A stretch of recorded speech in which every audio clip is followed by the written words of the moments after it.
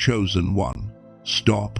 Before you do anything else, stop. I need 30 seconds of your full attention, because what I am about to share with you has the potential to alter the entire trajectory of your life.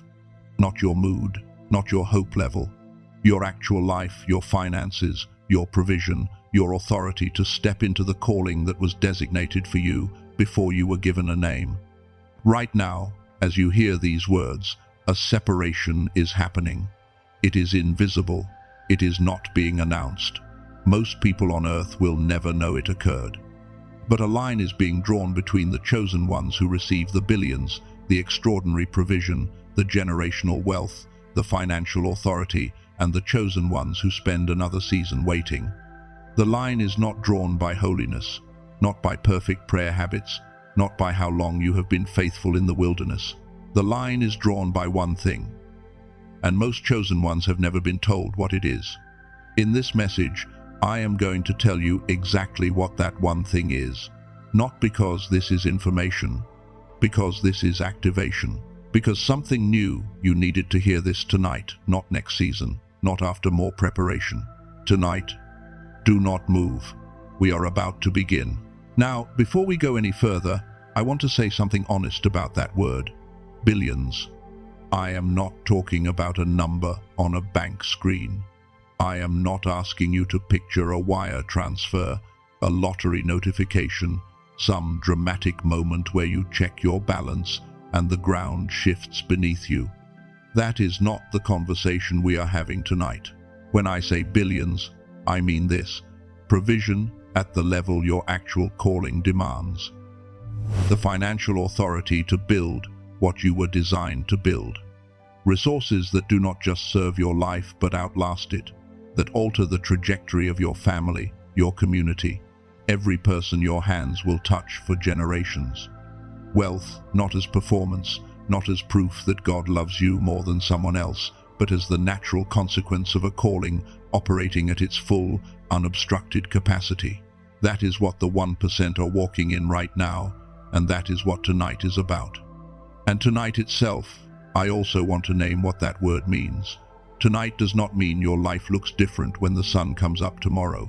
Tonight means something shifts in your understanding, in your frequency, in the internal landscape of how you see yourself, how you carry your calling, how you receive. And that internal shift is what every financial breakthrough I have ever studied was built on before a single dollar moved. The external follows the internal. It always has. So when I say tonight is your night, I mean tonight is the night the switch begins to move. Now, I want you to hold something in the back of your mind as we go through this together. Think of coal, dark, dense, unremarkable on the surface. If you did not know what it was, you might walk right past it sitting there in the ground, buried under all that pressure and all that weight, and think nothing is happening here. This is just rock. This is just darkness. But something is happening. The darkness is doing something to the material inside that comfort cannot do. The pressure is doing something that ease and light and open space cannot do. And what eventually emerges from that specific kind of sustained, unrelenting pressure is a diamond, the hardest material on earth, the most brilliant, the most valuable, created not in spite of the darkness, because of it. Hold that image tonight, because by the time we reach the end of this message, you are going to understand in a completely new way why you have been under the kind of pressure you have been under, and it will not look the way you thought it did. Something is happening to you right now that most people around you will never fully understand. Not just tonight. Right now, in this season, in this specific stretch of your life, something is moving beneath the surface that does not have clean language yet. You can feel it. You have been able to feel it for a while, but the confirmation has not arrived in the form you expected. And so you have been carrying this knowing quietly, sometimes questioning it, sometimes more certain of it than you are of almost anything else. By the end of tonight, you are going to understand exactly what that feeling is, not as a vague spiritual impression, as a mechanism. Something with a name, a scientific explanation, a historical record across some of the most extraordinary lives ever lived, and a practical application that begins tonight. And before I take you into this, I want to tell you what is waiting for you if you stay through this entire message. Because you deserve to know what you are committing to. Before this message ends, you are going to understand the exact reason only 1% of chosen ones are walking in the provision they were designated for, and why that reason has nothing to do with your worthiness or your effort. You are going to see your own journey in the story of a man whose wilderness lasted 13 years and ended in a single morning with stewardship over more wealth than almost any person in the ancient world had ever held. You are going to understand the specific internal mechanism, measurable, nameable, reactivatable, that separates the receivers from the waiters. And before the final word of tonight is spoken, I am going to declare something over your life. Not a general blessing, something specific to you and to this season. Stay until the end. What is waiting for you there is the reason this message found you tonight.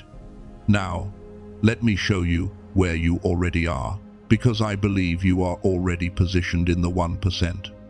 I believe the signs are around you and inside you right now. And sometimes, the most powerful thing that can happen is for someone to describe your own experience so precisely that something in you exhales and says, "Someone finally sees this." So let me name what it looks like when a chosen one is standing at the edge of receiving. The first sign is a knowing that has no rational basis. You know things you should not know. You feel things before they are confirmed. You have had moments, maybe recently, maybe in the last few weeks, where a thought arrived in your mind that did not come from your circumstances, did not come from logic, did not come from anything anyone told you. It simply arrived, quietly, with a kind of weight that ordinary thoughts do not carry, and it turned out to be accurate. Most people dismiss this. They call it coincidence or intuition, file it away without much examination. But you have not been able to fully dismiss it, because it keeps happening. The knowing keeps coming back, and somewhere below the rational part of you, the part that has been trained to trust only what can be verified and measured and explained, there is a part of you that has always known this is not random. It is not your imagination. It is signal. It is a specific channel in your mind, firing the way it was designed to fire. A channel we are going to talk about tonight in detail. But for now, receive this.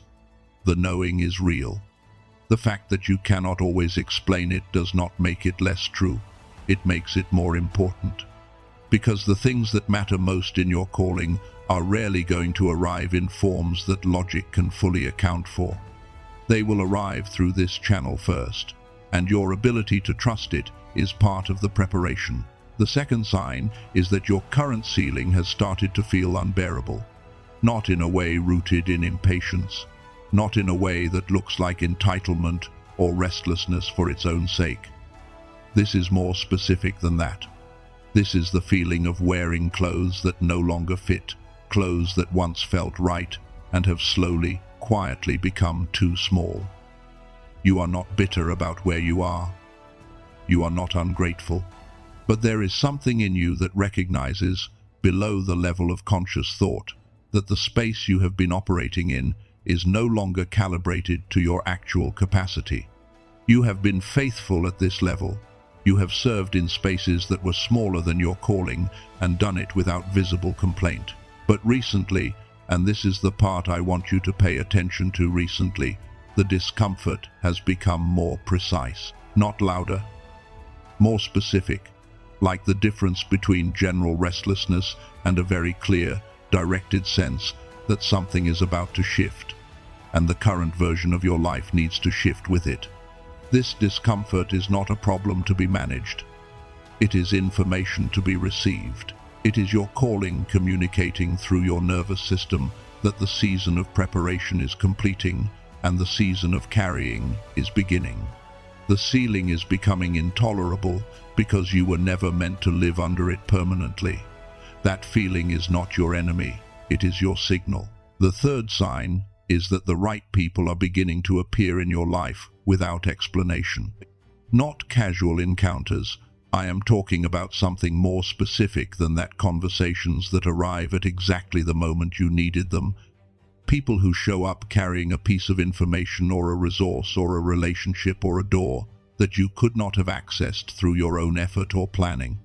Moments where the odds of that particular connection happening at that particular time are not easily explained by chance or strategy or anything you set in motion yourself. These are called divine appointments, and they are not coincidence. They are the beginning of the relational alignment that always precedes provision. The source does not release everything at once. It sends the right people first. It begins rearranging the connections around your life in preparation for what needs to be received and carried. When this starts happening consistently, it means the provision is already in motion. It is simply not yet fully visible. You are seeing the early edges of it through the people who are arriving. Pay attention to who is showing up in your life right now. Some of them are seeds, some of them are keys. Not all of them will make immediate sense, but the arrival itself is a sign. Something is organizing itself around you. The fourth sign is that your ability to sense what is wrong has sharpened dramatically. You walk into a room and something in you knows before anyone speaks. You have a conversation and you feel, beneath the words, what is actually being communicated.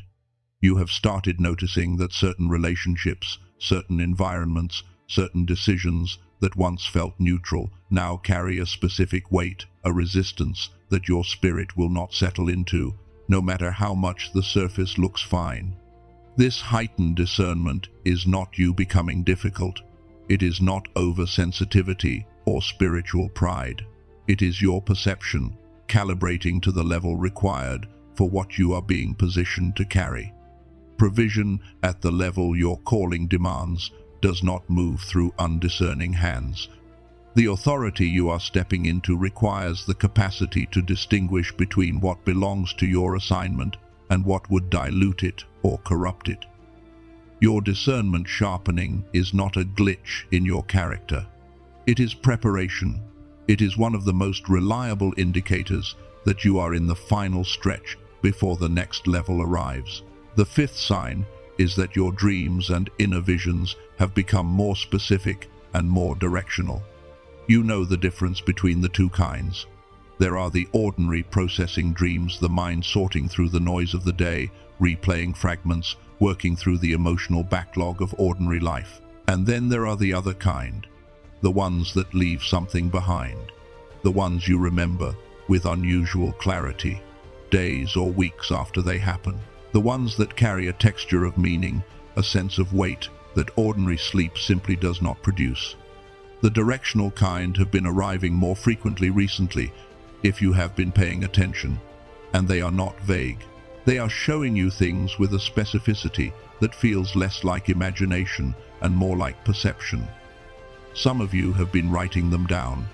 Some of you have been sitting with them quietly, not yet sure what to do with them, not yet sure how the pieces fit together.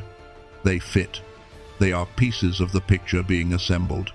You do not need to force the interpretation or manufacture meaning from them, but you do need to receive them as real.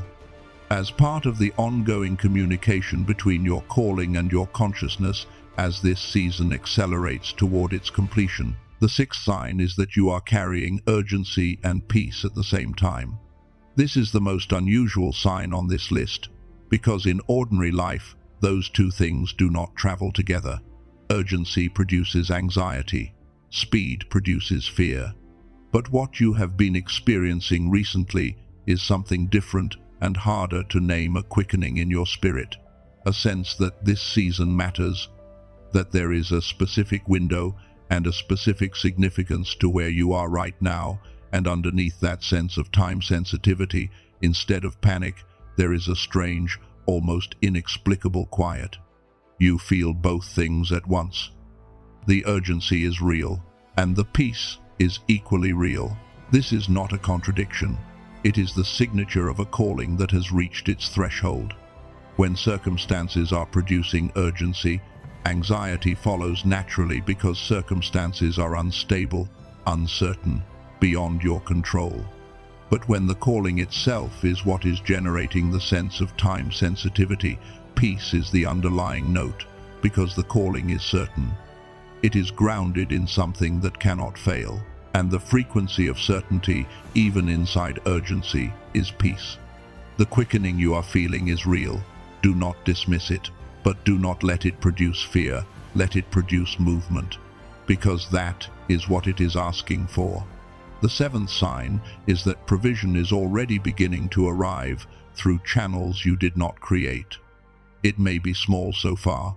It may be a single financial moment that was not easily explained, a door that opened when it had every reason to stay closed, an amount of money that arrived through a path you did not plan, a resource that appeared at exactly the moment you needed it, without you engineering it.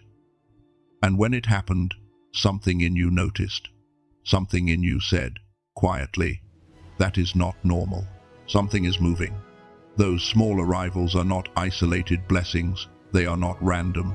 They are the first edges of the wave. The universe, the source, tests the channel before flooding it. What you are experiencing are the early confirmations that the frequency is beginning to shift, that the receiver inside you is beginning to come back online, that the provision designated over your name is starting to find its way through. Do not dismiss the small arrivals as inadequate. They are not the ceiling. They are the first tremors before the breakthrough. And here is what I need you to see when you hold all 7 of these signs together. Every single one of them, the knowing without logic, the unbearable ceiling, the divine appointments, the sharpened discernment, the directional dreams, the urgent peace, the unexpected provision. Every single one is a symptom of the same underlying shift. Something inside you is waking up.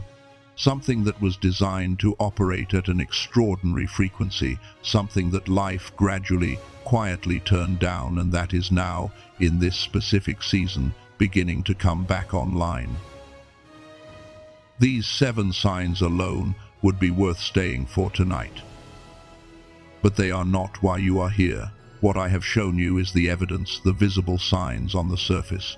What I have not yet told you is what is beneath them, the actual mechanism driving every one of these experiences, and the real reason why only 1% of chosen ones are receiving the billions while the 99 remain in the positioning season. Here is what I need you to understand before we go any further. The 1% are not who you think they are. They are not the most holy. They are not the most disciplined. They did not start earlier than you, or pray longer than you, or carry a heavier calling than you. The difference between the one who receives and the one who remains positioned is not a spiritual quality. It is not a character deficiency. It is not something you failed to do or should have done differently. It is something that happened to you, something measurable, something specific, and something that can be reversed. But before I can show you what it is, I need to take you somewhere first.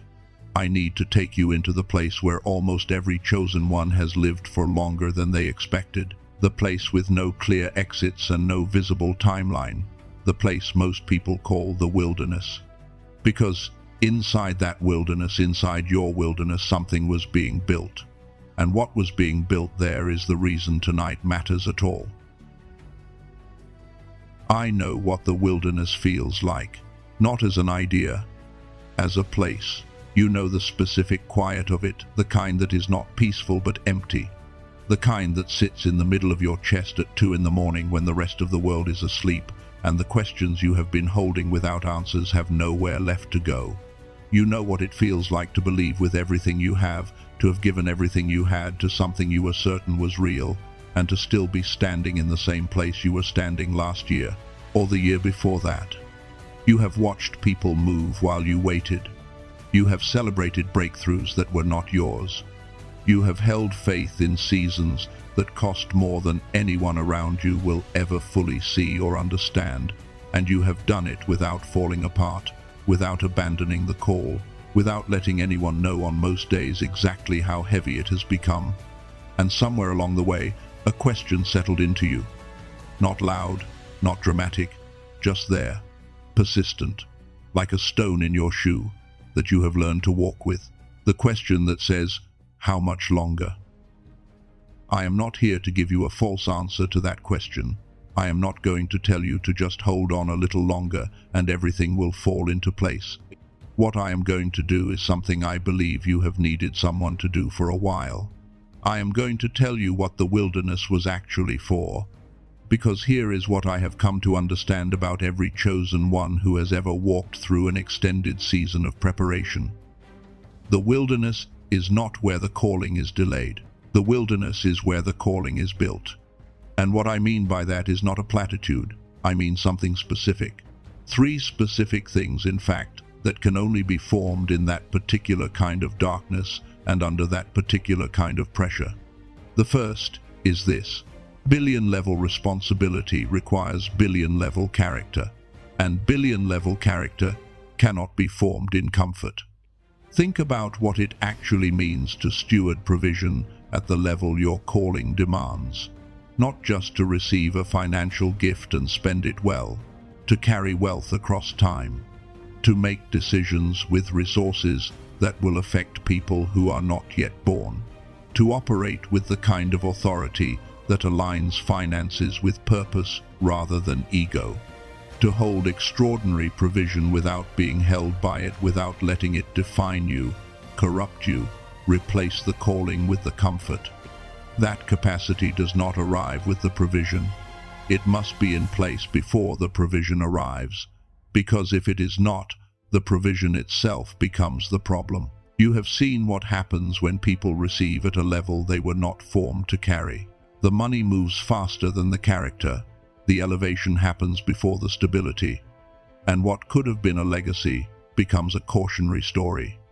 The wilderness was forming something in you that the billions require you to have before they arrive. Patience that is not passive, but grounded. Authority that has been tested, not assumed. The ability to receive without losing yourself in the receiving. The capacity to steward without the stewardship becoming your identity. These are not small things. They are the foundation. And foundations are always built underground, in the dark, out of sight, under pressure. The first reason your wilderness lasted as long as it did is that the assignment on your life is large enough to require a foundation that most people never have to build. That is not punishment, that is calibration. The second reason is harder to receive, but I am going to say it anyway, because I think you are ready for it. The provision would have undone you, not because you are weak, not because there is something fundamentally wrong with who you were 2 years ago or 5 years ago, but because the version of you that existed before this season of preparation would not have been equipped to carry what is coming without being destroyed by it. The visibility would have been too much. The responsibility would have been isolating in a way that would have broken something essential in you.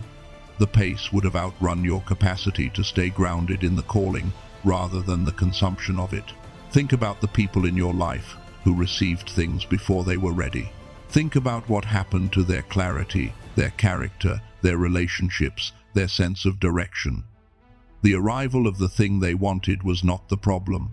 The misalignment between what arrived and who they were at the moment of arrival was the problem. There is a mercy in the delay that is almost impossible to see from inside it. But from the outside, from a perspective that sees the whole arc, the timing of provision is rarely accidental. The hold was not God withholding from you. The hold was God protecting you from a version of arrival that would have arrived before you had become the version of yourself that could survive it intact. You are not the same person you were when this waiting season began. The things that used to move you are not the same things that move you now. Your understanding of your own calling has deepened. Your tolerance for what does not align has sharpened. Your character has been tested in ways that have produced a kind of stability that cannot be manufactured in a season of ease.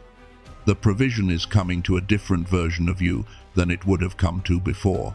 and that difference is everything. The third reason your wilderness lasted as long as it did is the one that is most difficult to describe, but the most important to understand. The wilderness was not simply preparation, it was certification. What do I mean by certification? There is a difference between someone who says they can carry something and someone who has been tested and proven to carry it under conditions that most people never face. Certification is not about perfection. It is about demonstrated capacity under actual pressure.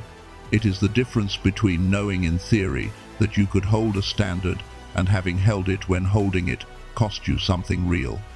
The years you spent in the wilderness, making faithful choices in seasons where faithfulness was not producing visible results, those years were not wasted. They were being recorded. Not by a performance monitoring God who needed you to prove yourself, by your own nervous system, by your own character, by the deepest part of your identity that was learning, through repetition and through cost, that it could be trusted with extraordinary things. Certification does not happen in short seasons. It happens over time, under pressure, when no one is watching, and nothing external is reinforcing the choice. Every time you chose integrity in a season where cutting corners would have been easier, that was certification. Every time you held the calling when releasing, it would have been a relief, that was certification. Every time you stayed faithful in the invisible season, when nothing about your outer life confirmed what your inner life was building, that was certification. The wilderness was not a sentence, it was a credential, and you earned it. Now I want to show you the most powerful illustration of everything I have just described. I want to tell you about a man whose wilderness lasted longer than most, whose certification process cost more than most, and who received at the end of it more than almost any person in human history had ever received. A man whose story begins with the worst thing that ever happened to him and ends with stewardship over the finances of an entire civilization. His name was Joseph. And I want you to know his story not as a Sunday morning comfort, but as a mechanism, as a case study in exactly what I have been describing. Because inside this story, there is a detail most people miss.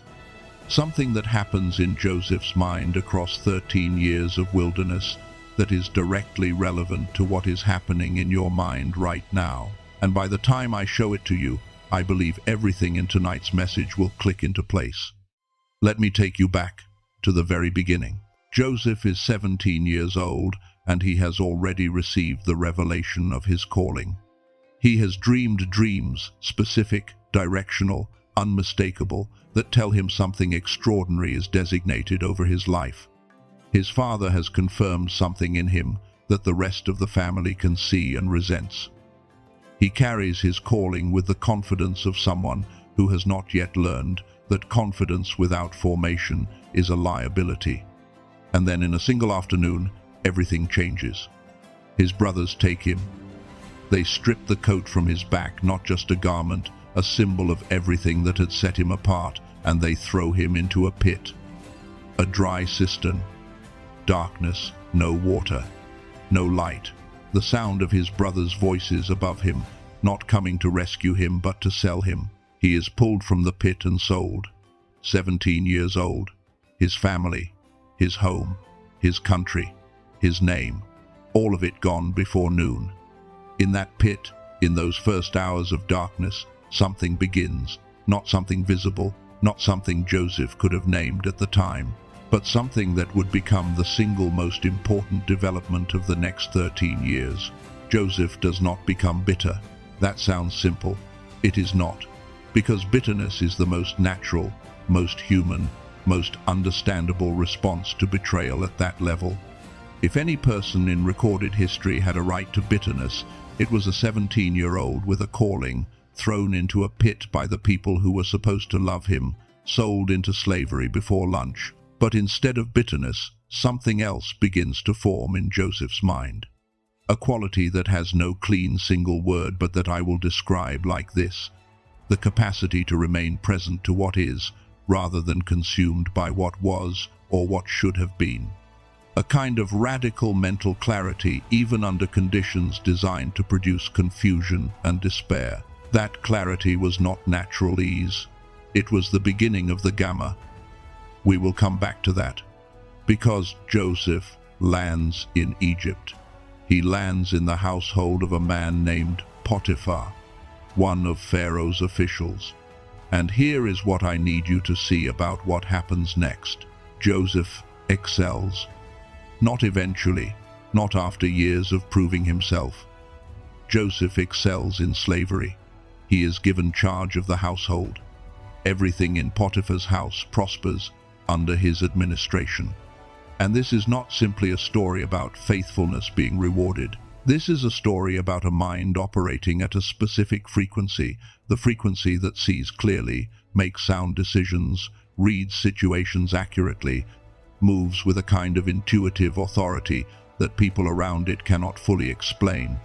Joseph's mind in Potiphar's household is not a defeated mind, it is a trained mind, a clarifying mind, a mind learning to steward provision at scale in a context where no one knows his name and no one has confirmed his calling. The wilderness is doing its work. He is not in the palace yet. He is in a servant's quarters. But the capacity he is developing in the servant's quarters is the exact capacity that the palace will require. You cannot separate the one from the other. What looks like delay is actually installation. Character architecture being built floor by floor, underground, where no one can see it. And then the second betrayal arrives. A false accusation, an unjust sentence. And Joseph, who has done nothing wrong, who has been faithful in the most difficult of circumstances, who has served with integrity in a household that was not his, finds himself in prison. Think about what that moment must have felt like. You believed, you served, you held the standard even when it cost you. And the cost of your integrity was a prison cell. If there is a moment in Joseph's story where choosing bitterness was understandable, it was this moment. If there is a moment where releasing the calling, releasing the dream, releasing everything he had ever believed about who he was and why he was alive, if there was a moment where that would have been a human and reasonable response, it was this moment. But Joseph does not shatter. He does something I want you to hold carefully. In prison, Joseph keeps working in his gift. He keeps interpreting. The dreams of the cupbearer and the baker arrive, and Joseph does not say, "I am done hearing about dreams. I am done with visions. I have had enough of seeing things that come to nothing." No. He interprets with the same quality of perception that he had at 17 in his father's house. The gift has not diminished. The clarity has not left. Something in his mind has remained operational through conditions designed to shut it down. This is not accident. This is the mechanism. 2 more years pass after the cupbearer is released. 2 more years of Joseph waiting to be remembered. 2 more years of silence, of a promise that seemed forgotten, of a season that seemed to have no exit. And then one morning, Pharaoh has a dream that no one can interpret.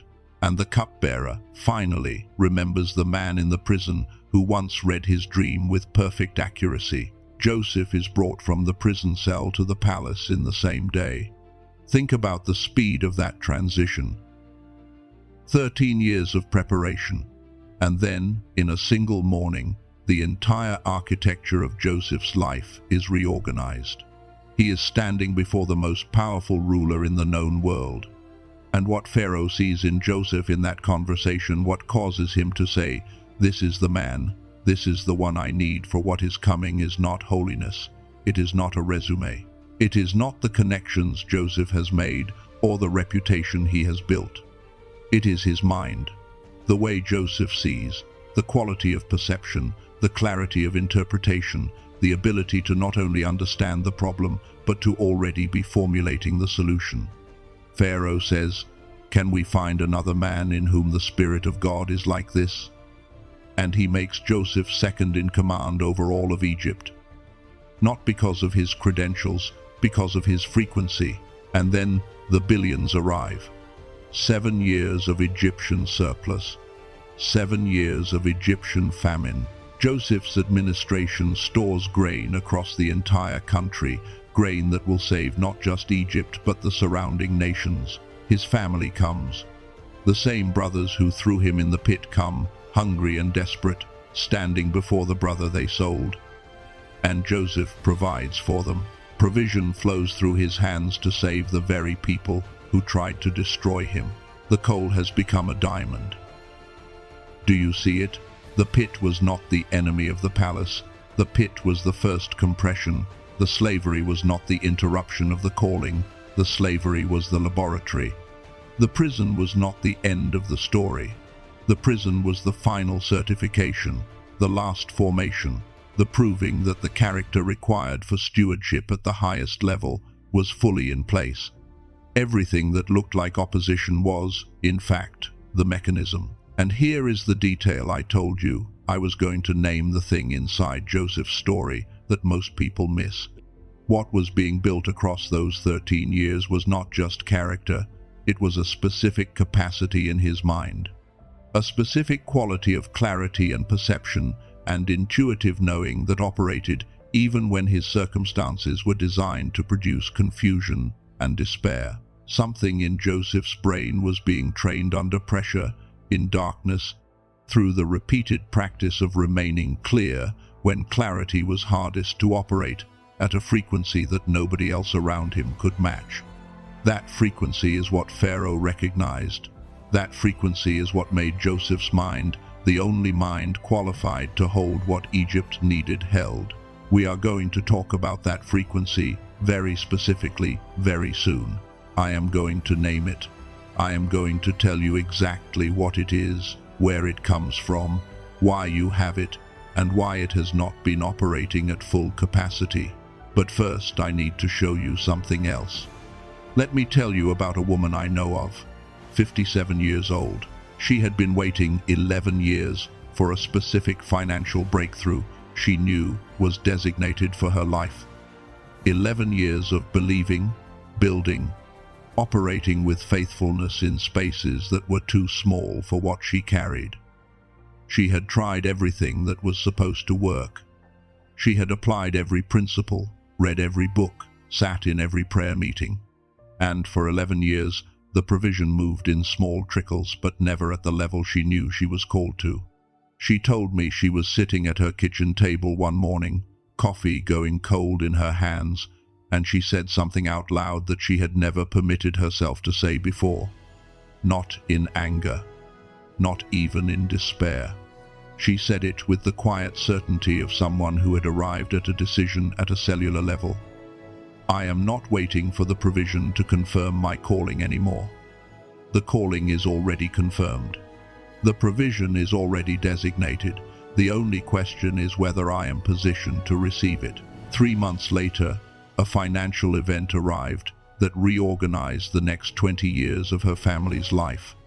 She did not change her strategy. She did not change her prayer routine. She changed something inside her mind, the frequency she was operating at, and the provision that had been moving toward her finally found a receiver that was fully online. That shift, the internal one, the one that changed before anything external moved, is exactly what tonight is building toward.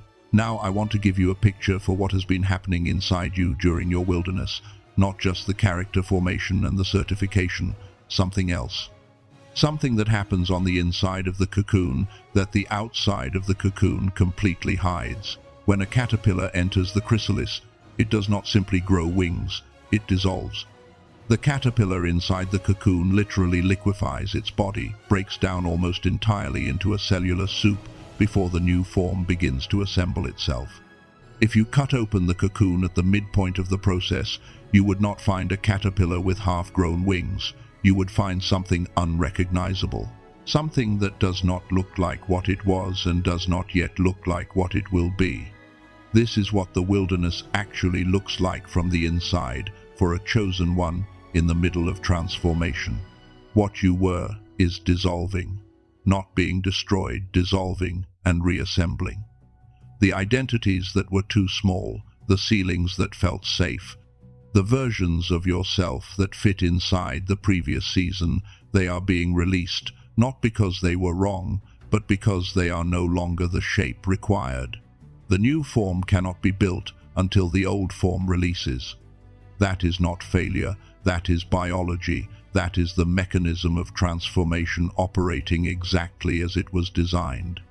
The fact that you have felt formless in seasons of your waiting, the fact that you have looked at yourself in moments and not fully recognized who you are becoming, that is not evidence of loss. That is evidence of the process. The chrysalis is doing exactly what a chrysalis does. What emerges from this season is not a repaired version of who you were before. It is a version that has never existed before. A version with a frequency and a capacity and a clarity that the previous version could not have carried. And here is what I keep coming back to, what I need you to hold as we move into what is coming next in tonight's message. Joseph's mind, the specific quality of perception, the unusual clarity, the intuitive knowing that Pharaoh recognized across a conversation that did not arrive with the palace. It was formed in the pit. It was developed in the slavery. It was completed in the prison. What emerged from those 13 years of pressure was a mind operating at a specific, measurable frequency that made Joseph uniquely qualified to receive and steward what Egypt needed him to hold. That same formation has been happening in you. I have been describing tonight a mechanism, a specific, measurable thing that lives inside you, that was fully activated when you were young, that life gradually turned down, and that is now beginning to come back online in the pressure and the preparation of this season. I am going to give that mechanism a name in a moment. I am going to tell you exactly what it is, where the science points, and why understanding it changes the way you see your entire journey up to tonight. But first, before we get to the naming, I need to take you one step deeper, because there is something most people have never understood about why this mechanism went quiet, why the 1% have it active and the 99 do not, why the decline effect, the quiet shutting down of your God-given cognitive frequency happened to begin with, and why knowing this particular truth is going to change the way you carry everything from this moment forward. Stay with me. There is a truth that existed before any bank was built, before any currency was printed, before any human mind ever sat down and tried to figure out how money moves through the world. It is not a new idea. It is not a spiritual trend or a motivational concept someone invented to put on a poster. It is something that every wisdom tradition that has ever existed has pointed toward in different languages and through different images, because it is simply how reality operates at its most fundamental level. And that truth is this: provision follows frequency. I want to take a moment with those three words before we move forward, because they are going to reorganize the way you have been understanding your entire journey up to tonight. Provision follows frequency. Most of us were raised to believe that provision follows effort. You work hard, you are diligent, you show up consistently, and the reward arrives in proportion to the input. And that is not entirely wrong. Effort matters, faithfulness matters, consistency matters. But effort alone does not explain why two people with identical levels of diligence, identical levels of faith, identical levels of calling can receive at dramatically different levels. You have seen this. You have lived the version where you could not explain the gap between your effort and your results, where the formula simply was not adding up the way it was supposed to. That is because effort is only one part of the equation, and it is not the most important part. The most important part is frequency. Think about a radio tower. The signal it is broadcasting does not care about your effort to receive it. It does not reward you for wanting it more than someone else. The signal is simply being transmitted constantly at a specific frequency. And whether or not you receive it depends entirely on one thing: whether or not your receiver is tuned to the same frequency the signal is being broadcast on. If your receiver is calibrated correctly, the signal arrives clearly. If it is slightly off, even slightly, you get static. noise instead of music, interference instead of clarity. And it does not matter how badly you want the signal or how long you have been waiting to hear it. The reception depends on the alignment. This is exactly how provision operates. The provision that is designated over your life, the billions, the financial authority, the resources that were written into your calling before you were born. That provision is not sitting still, waiting for you to earn it. It is in motion. It is already moving. It is being broadcast constantly through channels that most people cannot perceive toward the hands that were designated to receive it. The question is not whether it is moving, it is whether your receiver is tuned. And here is the part that matters most for tonight. The receiver is not your faith. It is not your prayer life, your faithfulness, your spiritual track record. Those things matter deeply, but they are not the receiver. The receiver is something more specific than that, something more biological, something that lives in the architecture of your mind itself, not in your behavior or your beliefs alone. There is a specific state that the human brain can operate in a specific frequency, measurable on scientific equipment, observable in laboratory conditions across every major research institution that has studied it, that correlates with exactly the qualities the 1% demonstrate: heightened intuition, rapid pattern recognition, the ability to receive information through channels that the ordinary waking mind does not access, the capacity to make decisions with a clarity that seems disproportionate to the information available, the experience of what people in spiritual contexts call divine downloads, sudden, whole, fully formed insights that arrive without being built step by step from logic. These are not spiritual phenomena that exist outside the realm of science. They are neurological phenomena that science has been documenting for decades. They are the signature of a brain operating at its highest designed frequency. And here is what the researchers consistently find. Children have it, fully, naturally, without effort or practice or discipline.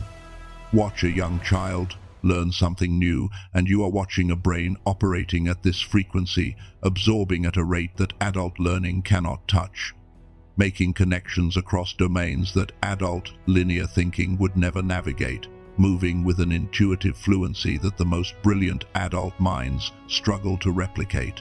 Think about what you were like as a child. Not as a nostalgic exercise, as a genuine observation.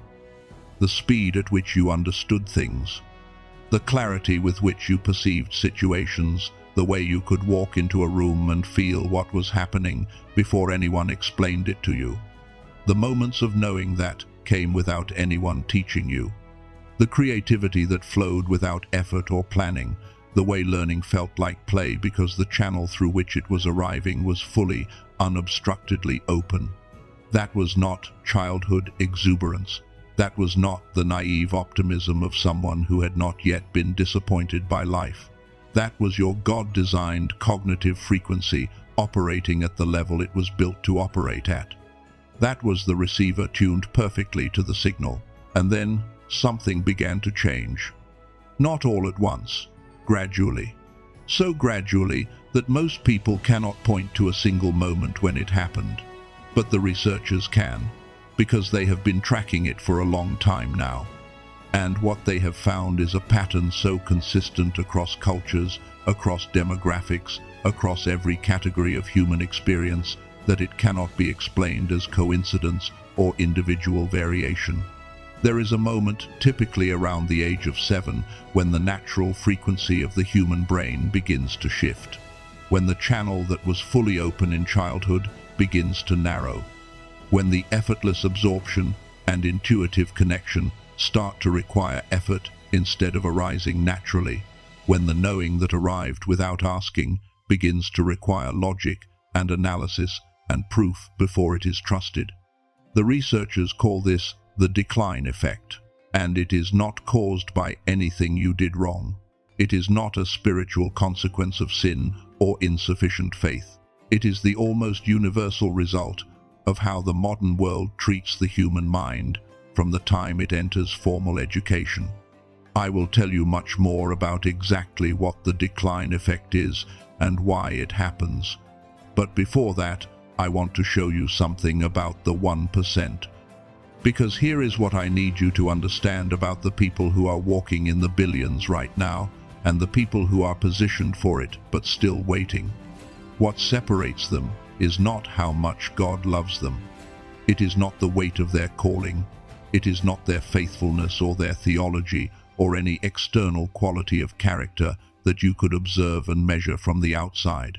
The 1% are not more chosen than you. They are more activated. That single distinction between chosen and activated is the pivot point of everything I want to show you tonight. Because chosen is something you received at the moment of your formation, before you drew your first breath, before you made a single decision or demonstrated a single quality of character. Chosen is not an achievement, it is a designation, and it cannot be revoked. But activated is different. Activation is the state in which what was designated is fully online, fully receivable, fully operational. And activation depends on that specific frequency, the one the researchers have been studying, the one that children carry naturally, the one that the decline effect gradually diminishes. When the frequency is active, the billions move toward you. The divine appointments arrive. The doors open without you forcing them. The knowing comes clearly and consistently. The discernment is sharp. The clarity is present. The receiver is tuned. When the frequency is reduced, when the decline effect has done its work, none of those qualities disappear.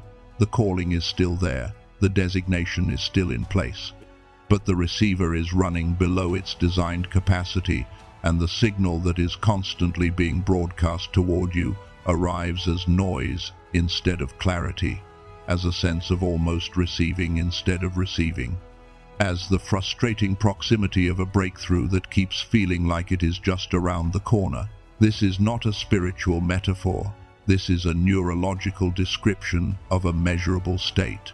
And here is what is important for you to receive right now. The fact that you are here in this season with these 7 signs active in your life: the knowing, the unbearable ceiling, the divine appointments, the sharpened discernment, the directional dreams, the urgent peace, the small arrivals of unexpected provision. The fact that those signs are present is evidence that the frequency is beginning to shift back. The receiver is coming back online. Something in you is moving toward reactivation. And this message, this specific conversation tonight, is part of that process. I want to ask you something directly. When was the last time you felt completely, effortlessly clear? I mean truly clear, not the kind of clarity you manufactured by removing distractions, not the kind you arrived at after hours of processing and prayer, but the spontaneous, whole-body clarity where you simply knew, where the next step was obvious and the path was visible and the receiving felt natural rather than labored. Hold that memory for a moment, because that is not a memory of how you used to be. That is a memory of what your frequency looks like when it is fully operational. That clarity is not gone. It has not left your capacity. It has gone quiet. And quiet is not the same as gone. Dormant is not the same as absent. The receiver is still there. It is simply running below its designed frequency. That is what tonight is for. Now, I want to take you to another story. Another example of this specific quality, this measurable, demonstrable, extraordinary frequency operating in a life that most people study for the devotion, but miss entirely for the mechanism. Before David was a king, he was a shepherd and a musician. He was in the fields. He was keeping watch over animals, playing his harp in the open air, carrying the weight of a calling he had received, but not yet stepped into. He had been anointed, the oil had been poured, the designation had been made, but the throne was occupied by someone else. And so David waited in the fields, doing what looked like the smallest, most irrelevant work, in preparation for the most significant assignment of his generation. And most people read that season of David's life as a waiting story, as a patient story, as a lesson about holding on until the timing arrives. But I want to read it with you differently tonight. What David was doing in the fields with the harp was not simply enduring the delay. He was maintaining his frequency. Every musician who has ever played a serious instrument knows what happens when you stop playing for extended periods. The sharpness leaves, the fingers lose their fluency. The intuitive relationship between the musician and the instrument, the effortless communication that feels almost like speaking a language you were born knowing, begins to require effort to access again. David played consistently. In the ordinary, unwitnessed, unremarkable days of a calling that had not yet become visible.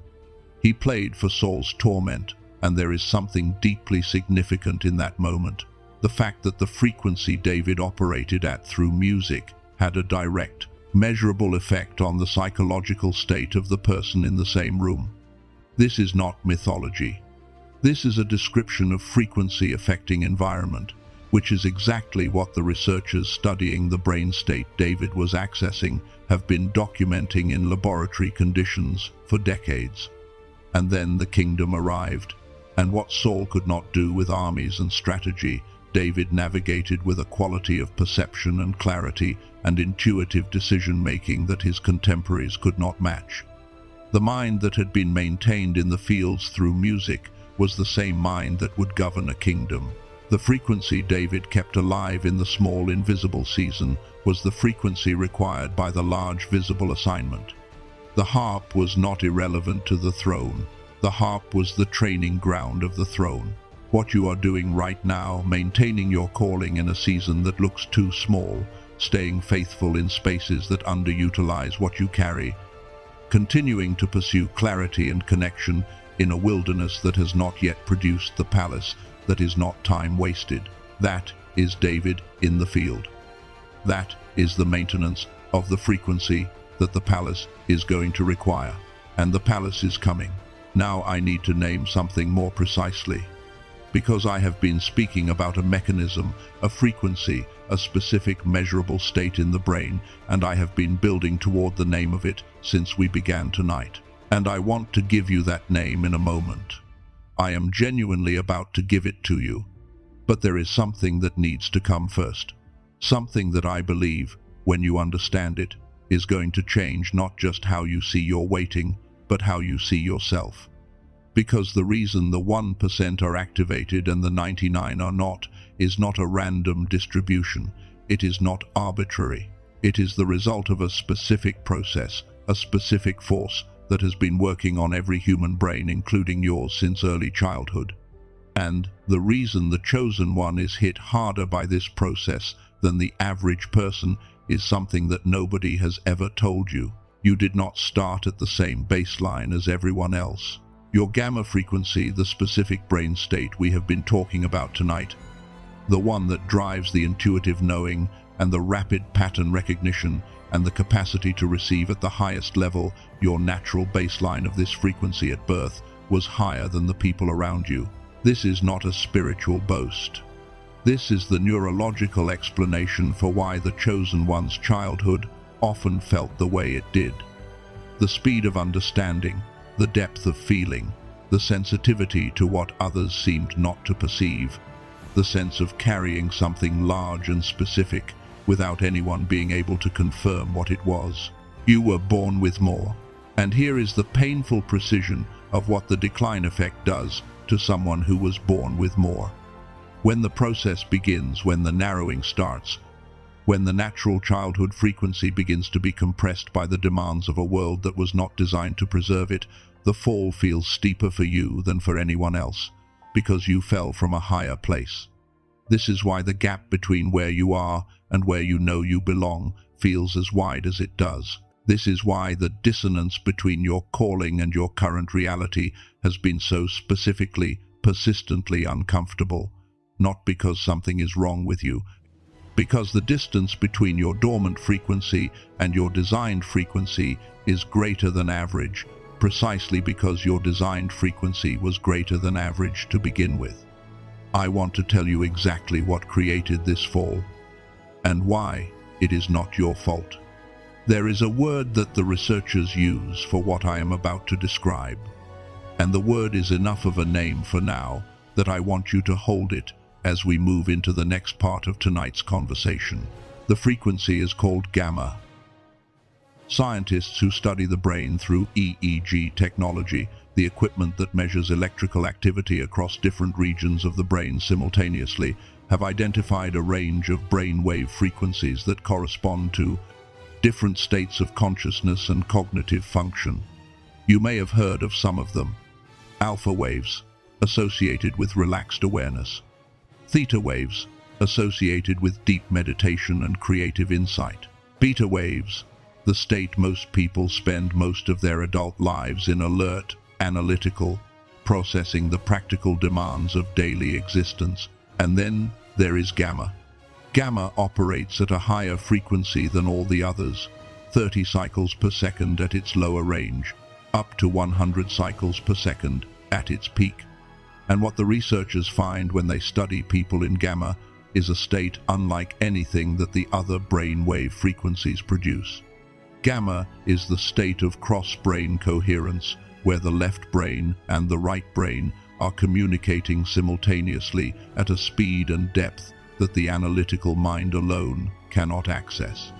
It is the state associated with the highest forms of human intelligence, not measured as IQ, but as the integrated whole brain processing that produces what most people call genius, the sudden insight, the creative breakthrough, the intuitive knowing that arrives whole rather than built piece by piece.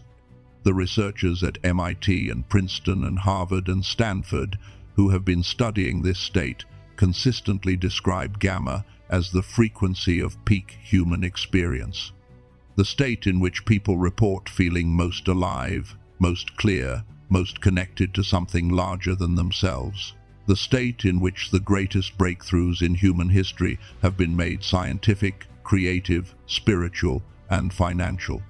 Scientists call it gamma. The Bible calls it wisdom. And I want to be clear, they are not describing different things. They are describing the same experience of the same neurological state through different vocabularies. The wisdom of Solomon, the clarity and discernment and intuitive knowing that a generation traveled hundreds of miles to witness, was not a supernatural gift that bypassed the brain. It was the brain operating at its highest designed frequency, what the sacred text describes as wisdom, what the neuroscientist describes as gamma coherence, what you have experienced in your own life as those moments of being completely, effortlessly, whole body clear. These are all pointing at the same thing. This is your God-designed receiver. This is the specific, measurable, scientifically documented capacity that was built into your mind before you were born, that was fully active in your childhood, and that the decline effect has been quietly, progressively reducing since around the age of 7.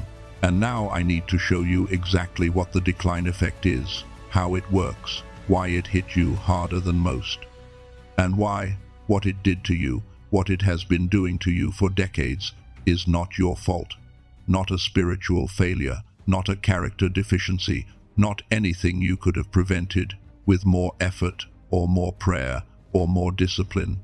This is where tonight starts to change something deeper than understanding. This is where it starts to change something in how you carry yourself. So stay close. When a child enters a formal learning environment, something begins to happen to the brain that the educational researchers have been documenting with increasing concern for the last several decades. The brain, which was operating in a wide, open, integrated state, absorbing through multiple channels simultaneously, making connections across disparate domains with the fluent ease of a mind not yet confined to categories, begins to be trained toward a narrower mode of processing, not because teachers are malicious or because the system was designed to harm, but because standardized learning requires standardized cognitive function. It requires the ability to sit still and attend to one input stream, to process information sequentially in the order it is presented, rather than associatively in the web of connections the brain naturally wants to make, to produce the correct output in response to a specific input, rather than generating novel combinations and unexpected connections. This is the training of the left brain, the analytical, sequential, categorizing hemisphere that modern education depends on and rewards. And the left brain is not the enemy. You need it. Discernment requires it. Financial stewardship requires it. Administration requires it. But here is what the researchers find when they track brainwave activity across childhood into adulthood. As the left brain becomes increasingly dominant, gamma coherence decreases. The integrated cross-brain state that produced the childhood clarity and the intuitive fluency and the effortless knowing that state becomes increasingly rare and increasingly difficult to access because the default mode of the brain has been trained toward a more linear, more confined, more analytical pattern of operation. By the time most people reach their 30s and 40s, extended gamma coherence is not their default.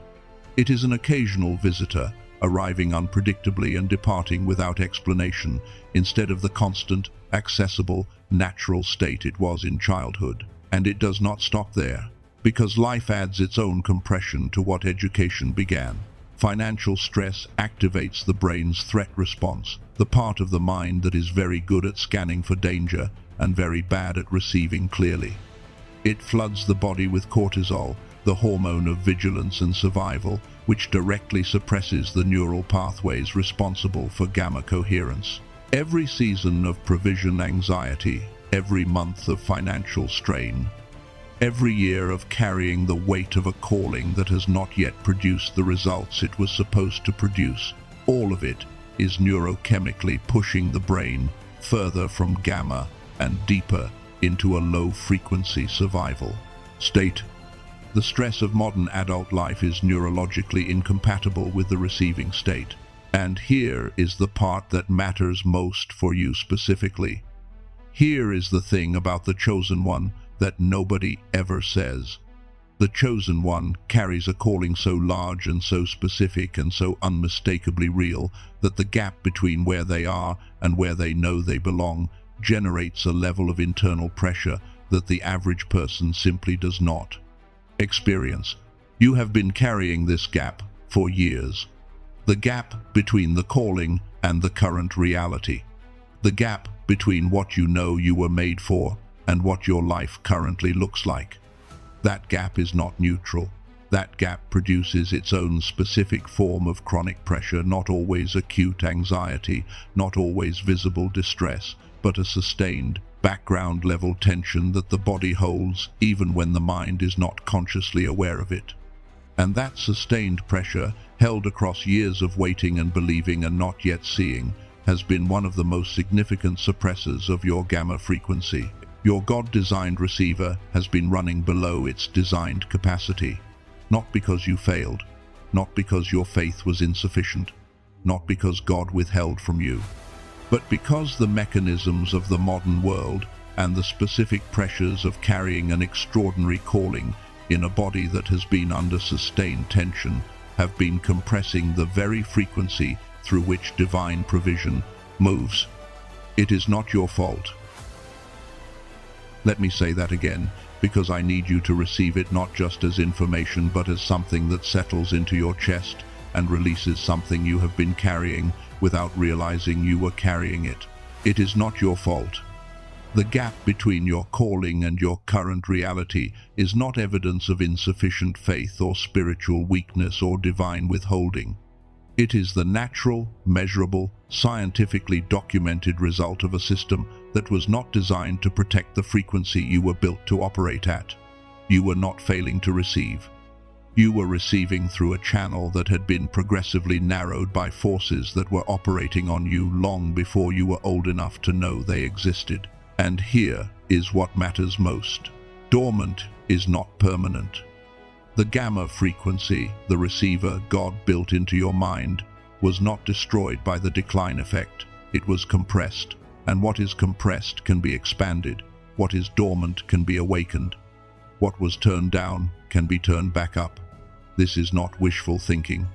This is the exact finding of the researchers who have been studying this state for decades, that the gamma frequency is not lost with age or stress or the narrowing that education and modern life produce. It is suppressed, and it responds to the right kind of intervention with a speed and completeness that consistently surprises the researchers who study it. Now, I want to show you what those researchers have been building toward, because a man spent 34 years of his life working on one question, not a vague spiritual question, a precise scientific question. Can the gamma state, the specific frequency of cross-brain coherence that is the receiver for divine provision, be intentionally, reliably, directly reactivated in an ordinary person outside of a laboratory without years of meditation practice? And the answer he found is going to change how you think about everything we have talked about tonight. I am going to tell you exactly what he discovered in just a moment. But first I need to show you the full weight of what was taken from you and what it means for how you carry your identity going forward. Because naming the mechanism is only half the work. The other half is understanding, at a level deeper than information, that the receiver inside you was not given to you as a gift you had to earn or a reward for spiritual performance. It was wired into you at the moment of your formation as the fundamental equipment of your calling. So let me tell you what I want you to do with what you now know. Starting tonight, there is a practice I want to put into your hands. Not a complicated one. Not something that requires hours of your morning or special equipment or a level of spiritual discipline that feels out of reach. One simple practice done in the first minutes of your day before you check anything or respond to anything or let the world's demands start narrowing the channel back down. Before you pick up your phone, before you check your messages, before you let the practical pressures of the day arrive. In that first window of waking, when the mind is still relatively open and the default mode has not yet fully engaged, I want you to say 3 things out loud, not to anyone else, not for performance, for the receiver. I am someone whose frequency was designed at the highest level. I am someone whose receiver is coming back online. I am someone who was built to carry what is coming. That is it. 3 sentences, said with the same settled certainty that Joseph brought to interpreting Pharaoh's dream, not manufactured enthusiasm, not performed faith, but the quiet conviction of someone who has understood the mechanism and is operating in alignment with it. Those 3 declarations are not positive thinking. They are frequency calibration. They are the receiver being reminded of what it is and what it was built for, and done consistently in that specific window of early waking. They begin to create a neurological rut, a groove in the brain's default pattern that keeps the channel slightly more open than it would otherwise be throughout the day. Small, consistent, and more powerful than it looks. Now, we have arrived at the edge of the biggest revelation of tonight, and I need you to be fully present for what comes next. Because I told you about a man who spent 34 years on one question, and I told you that the answer he found was going to change how you think about everything we have covered so far. I have been moving toward telling you what that answer is since the beginning of tonight's message. But before I get there, before I tell you about the specific discovery that changes the conversation from understanding into activation, I need to take you through one more truth. A truth about the stories I have been showing you tonight. About Joseph and David, and the pattern that runs through every extraordinary life that history has ever recorded. About why tonight is not simply a night of information, but a night of recognition.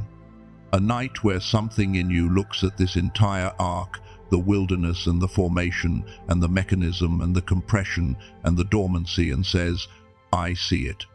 I see the whole picture now, and I see myself in it. Because when you see yourself in it, everything shifts. Stay with me. Let me show you the whole picture now. Not a piece of it, not the part that is easiest to look at, or the part that makes the most comfortable sermon, the whole arc. because I have been building something across this entire conversation, and I think you are ready to see it completely. The mechanism, the formation, the frequency, the calling, the compression, the dormancy, and what it all adds up to when you hold it together in one frame. And the best way I know to show you the whole picture is through a life, a specific life, told in detail, not skipped over for the highlights. A life that has the pit and the palace and everything in between. A life that demonstrates, in ways that are impossible to argue with, that everything I have been describing tonight is not theory. It is pattern. It is the way the process actually works when it runs to completion. You already know his name. You have probably heard this story before, but I want to ask you to hear it tonight as something you have never quite heard before, as a case study in frequency and formation and the specific mechanism that makes the receiving possible at the end. His name was Joseph, and the story starts not at the palace and not at the pit, but before either of those places existed in his life. Joseph has a dream. He is a teenager, living in his father's house, in the ordinary landscape of family and work and daily routine, and in the middle of that ordinary life, something extraordinary arrives in the night. Not once, twice. Two dreams, both carrying the same essential message, that his life is designated for something that has not yet arrived, that the people around him will one day look to him in a way that seems, in the moment of the dream, almost impossible to imagine. He tells his family. This is where most people reading this story focus on his immaturity, the unwise sharing, the aggravating transparency, the inability to hold the calling quietly until the season was right. And there is truth in that reading. But here is what I want you to see in this moment that usually gets overlooked. Joseph received. The signal came through. At 17 years old, before any of the formation had happened, before any of the certification or the character architecture or the billion-level responsibility training, the receiver was fully operational. The channel was open, the gamma was active, and through it came the most significant communication of his entire life, the vision of what his calling was and where it was headed, arriving in the night with a clarity that he carried for 13 years through conditions designed to make him forget it entirely. That received vision was the anchor. Everything that followed, every season of pressure and darkness and compression, was testing whether the signal he had received at the beginning was real enough, deep enough, to hold its shape under the full weight of everything that would try to destroy it. Now the pit. One afternoon, in a field, surrounded by the brothers who were supposed to be his family, the coat is taken from his back and the ground disappears beneath him. He is thrown into a dry cistern, no water, no light, the walls of the earth closing him in on every side, and above him the voices of the people he trusted most, discussing, casually, the price he might fetch. I want you to sit in that for a moment. Not as a theological abstraction, as an experience. The complete, sudden, total collapse of the world as he understood it. The betrayal not from enemies but from blood. The stripping not of possessions but of identity, the coat that marked him as set apart, taken by the very people who were supposed to confirm that what the coat represented was real. If the decline effect is what the modern world does to ordinary people's frequency, what Joseph experienced in that pit was something far more acute. This was not the gradual narrowing of childhood to adulthood. This was the single most devastating experience a chosen one can face, the moment when the calling is confirmed and the circumstances are catastrophic at the same time. The moment when trusting the frequency that showed you the calling means maintaining that trust inside a pit. Most people in that pit would have begun to bargain with the vision, to reframe it, to find ways of explaining why what the dream said could not possibly have meant what it seemed to mean. Most people, in the darkness of that cistern, would have started the slow process of talking themselves out of what they had received. Joseph did not. We know this because of what comes next. Because what follows the pit is not a man in pieces. What follows the pit is a man who carries himself in the most impossible of circumstances, with a quality of presence and clarity that people around him recognize and respond to. He arrives in Egypt. He arrives as property bought at a market price, named in no ledger, as a person with a calling, carrying nothing that was given to him by his father's house. He is placed in Potiphar's household as a servant. And here is the detail in the text that I need you to see. Everything prospers under his hand. Not eventually, after years of proving himself in smaller roles. Joseph is given charge of the household, and the household flourishes. The management is sound. The decisions are good. The discernment is accurate. And here is what I want you to understand about why that is. Joseph's gamma was active, not because his circumstances were favorable, they were not. Not because his heart was healed from the betrayal. It takes time for something like that to heal. And we have no reason to believe Joseph was somehow supernaturally exempted from the human experience of grief and loss. But the channel through which he received and processed the world around him, the frequency at which his mind was operating, had not been compressed by the decline effect of slavery, the way it would have been compressed by bitterness. He chose, in a way that defies ordinary human psychology, not to let the betrayal narrow the channel. And through that open channel, the same quality of perception and decision-making and intuitive clarity that had received the vision in the night was now being applied to the administration of an Egyptian household. The gamma that produced the dream was the same gamma producing the stewardship. The wilderness was not destroying the capacity, it was expanding it. One faithful decision at a time, one choice to remain clear instead of retreating into the narrowness of resentment, the receiver was being enlarged. And then the second betrayal. Potiphar's wife. A false accusation. The full weight of Egyptian authority coming down on a man who did nothing wrong. And Joseph is sent to prison. I am not going to ask you to make theological peace with this in 30 seconds, because it deserves more than that. The simple facts of it are brutal.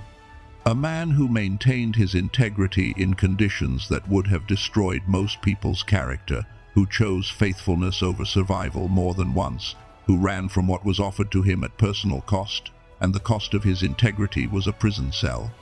There is no comfortable way to hold that, so I am not going to offer you one. What I want to show you instead is what Joseph does in the prison.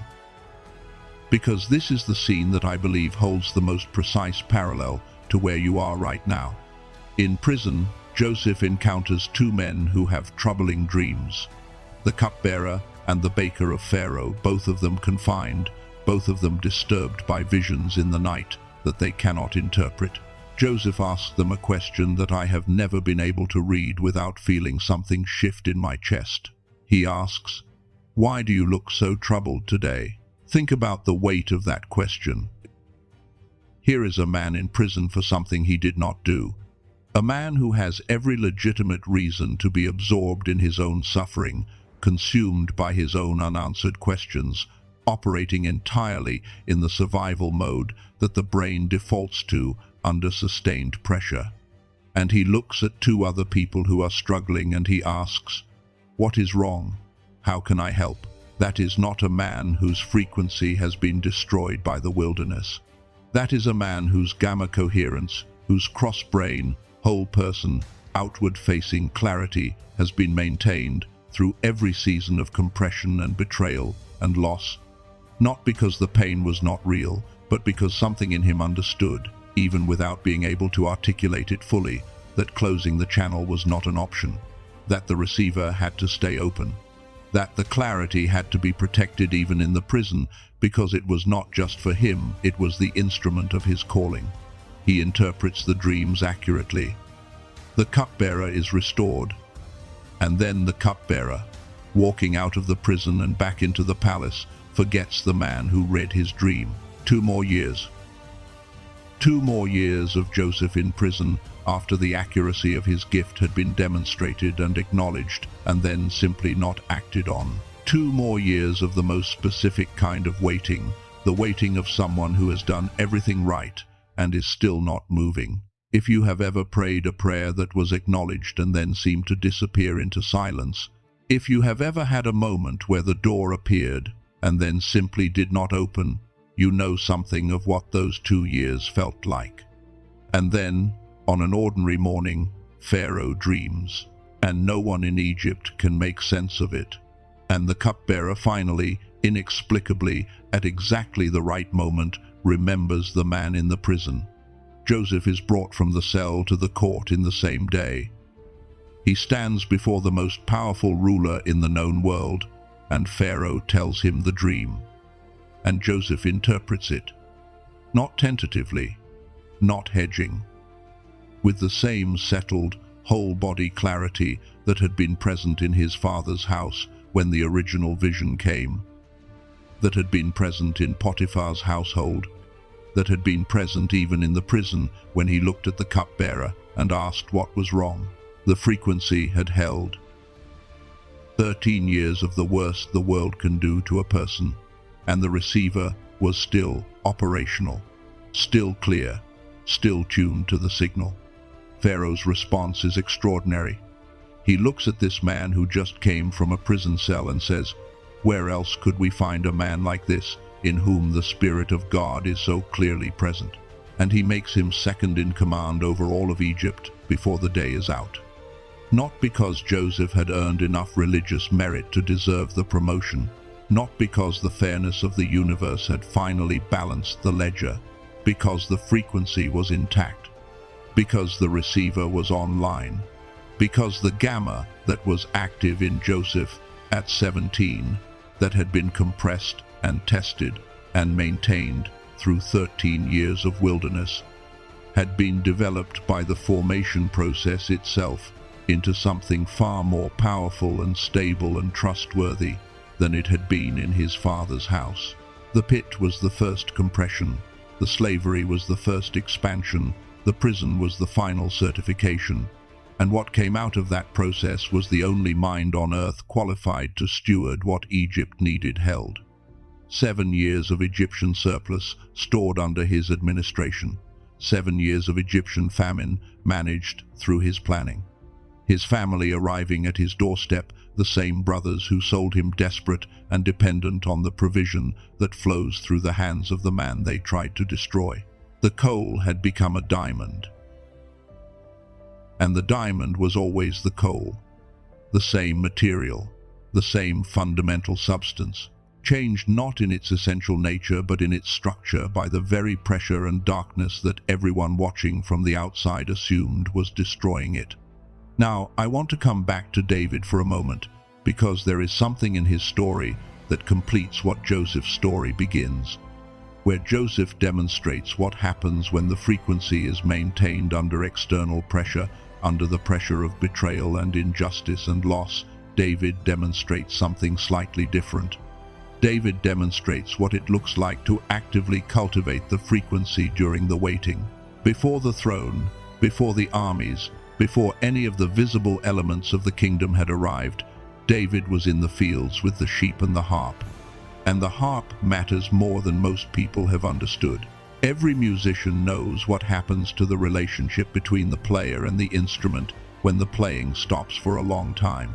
The fluency leaves, not the knowledge of music theory, of scales and progressions that can be retained, but the fluency, the direct, unmediated communication between the musician's intention and the instrument's response, the state where playing stops feeling like work and starts feeling like extension that requires consistent contact.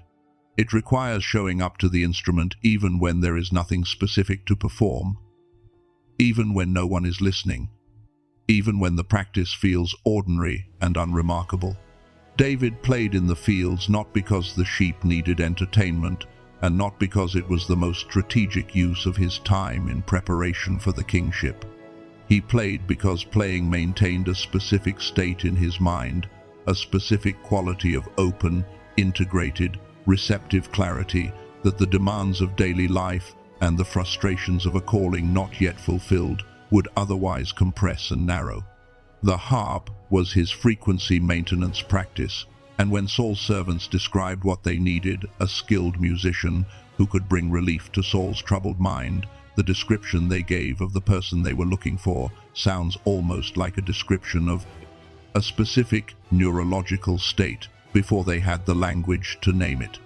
They described someone who played well, yes, but they also described someone who was a man of valor, a man of good judgment, a man in whom the presence of God was evident. Skill, character, clarity, and frequency, all present in the same person, because they were all being maintained through the same consistent practice. And when David stood before Saul and played, what happened in that room was not simply musical performance. The text says that when the music played, the harmful spirit departed from Saul, and Saul was refreshed.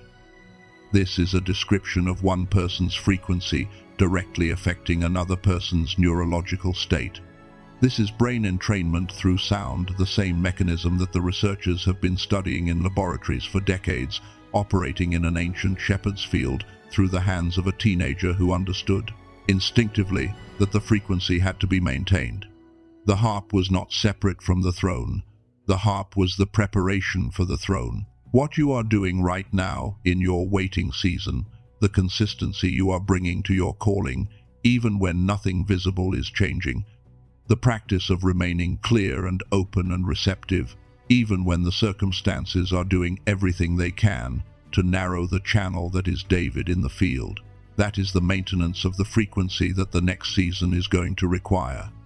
And the frequency you are maintaining now is not the same frequency you will arrive at the throne with, because the practice of maintaining it under pressure expands it. Each day of choosing clarity over bitterness, each day of choosing to stay open instead of retreating into the protection of a narrowed channel, each day of operating in your gift in a season that has not yet confirmed the gift publicly, all of it is building something in the receiver that comfort could never build. You are not waiting for your season, you are in it. The formation is happening right now, in the middle of this conversation, in the middle of this season that still has not produced everything it is going to produce. And what is being built in you right now is exactly what the palace is going to require.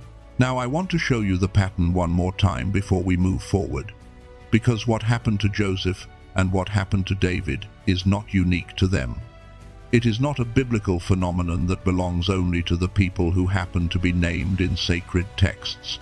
It is a pattern, a consistent, recurring, cross-cultural, cross-historical pattern that appears everywhere you look in extraordinary lives once you know what you are looking for.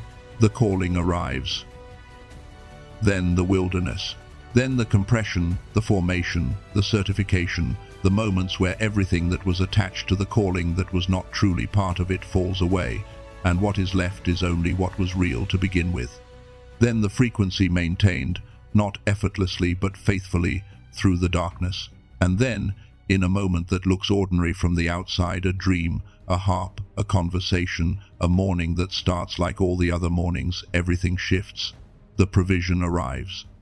Not gradually but suddenly. Not in proportion to the effort that produced it, but in proportion to the frequency that was ready to receive it. This is the pattern. It ran through Joseph and David. It ran through Ruth, who lost everything and chose faithfulness in the small, unremarkable daily work of gleaning, and was seen by the man who would restore her entire trajectory, because the frequency she maintained in the ordinariness of her grief was exactly the frequency that Boaz recognized as trustworthy. It ran through Esther, hidden and ordinary in the palace for years before the moment arrived that required everything she had been formed to carry.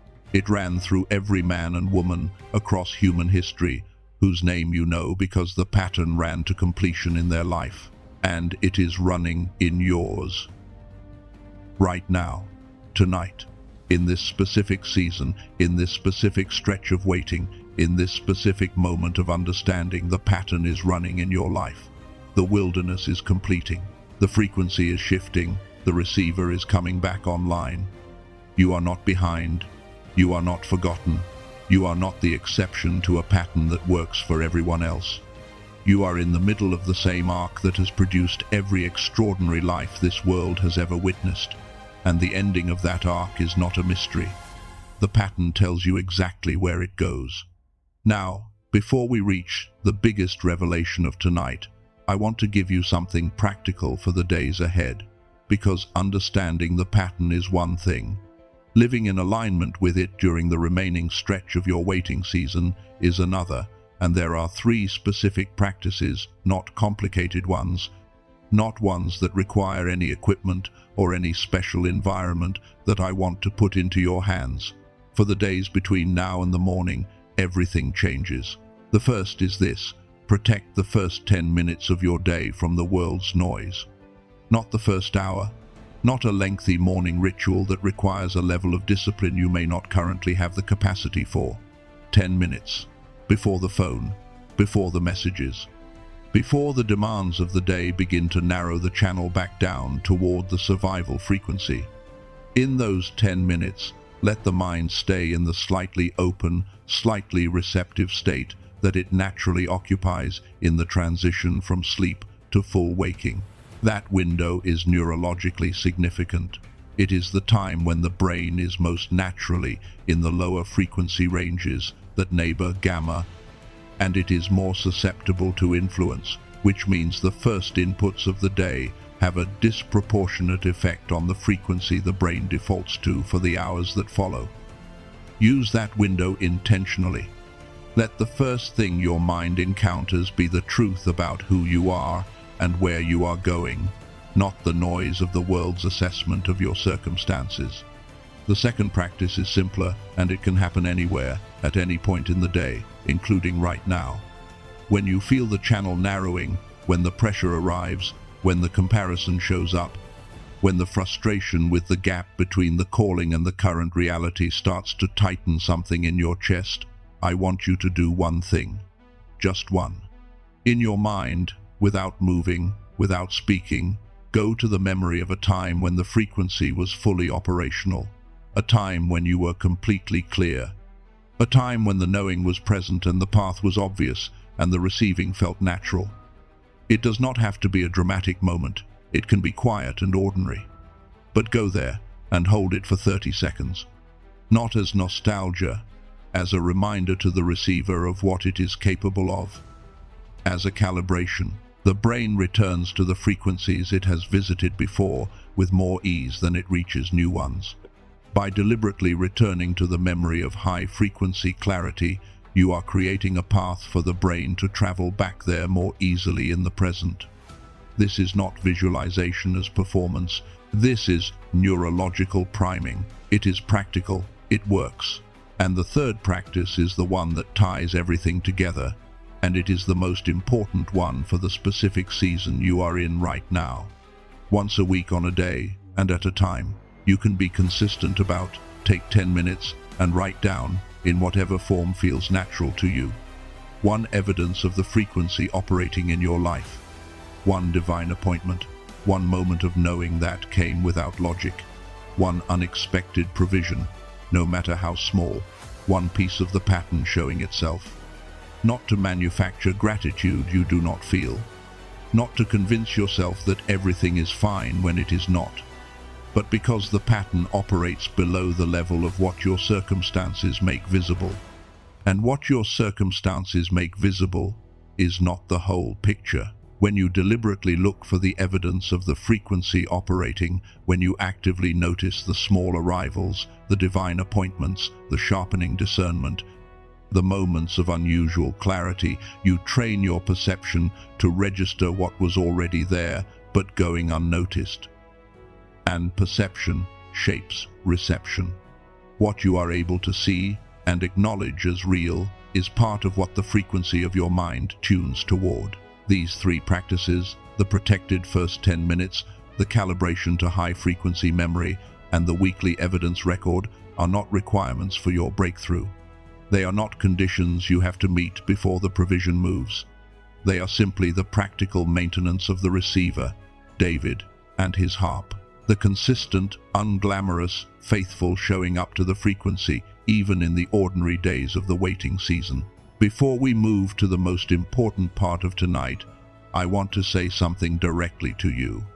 Right now, across the world, in different time zones and different living rooms and different cars and different beds, chosen ones are hearing exactly what you are hearing. They are sitting in the same recognition, feeling the same specific shift of something landing that has needed to land for a long time. They are carrying the same calling and the same question and the same 7 signs and the same compressed frequency. And tonight, in this moment, all of them are receiving the same truth at the same time. You are not alone in this.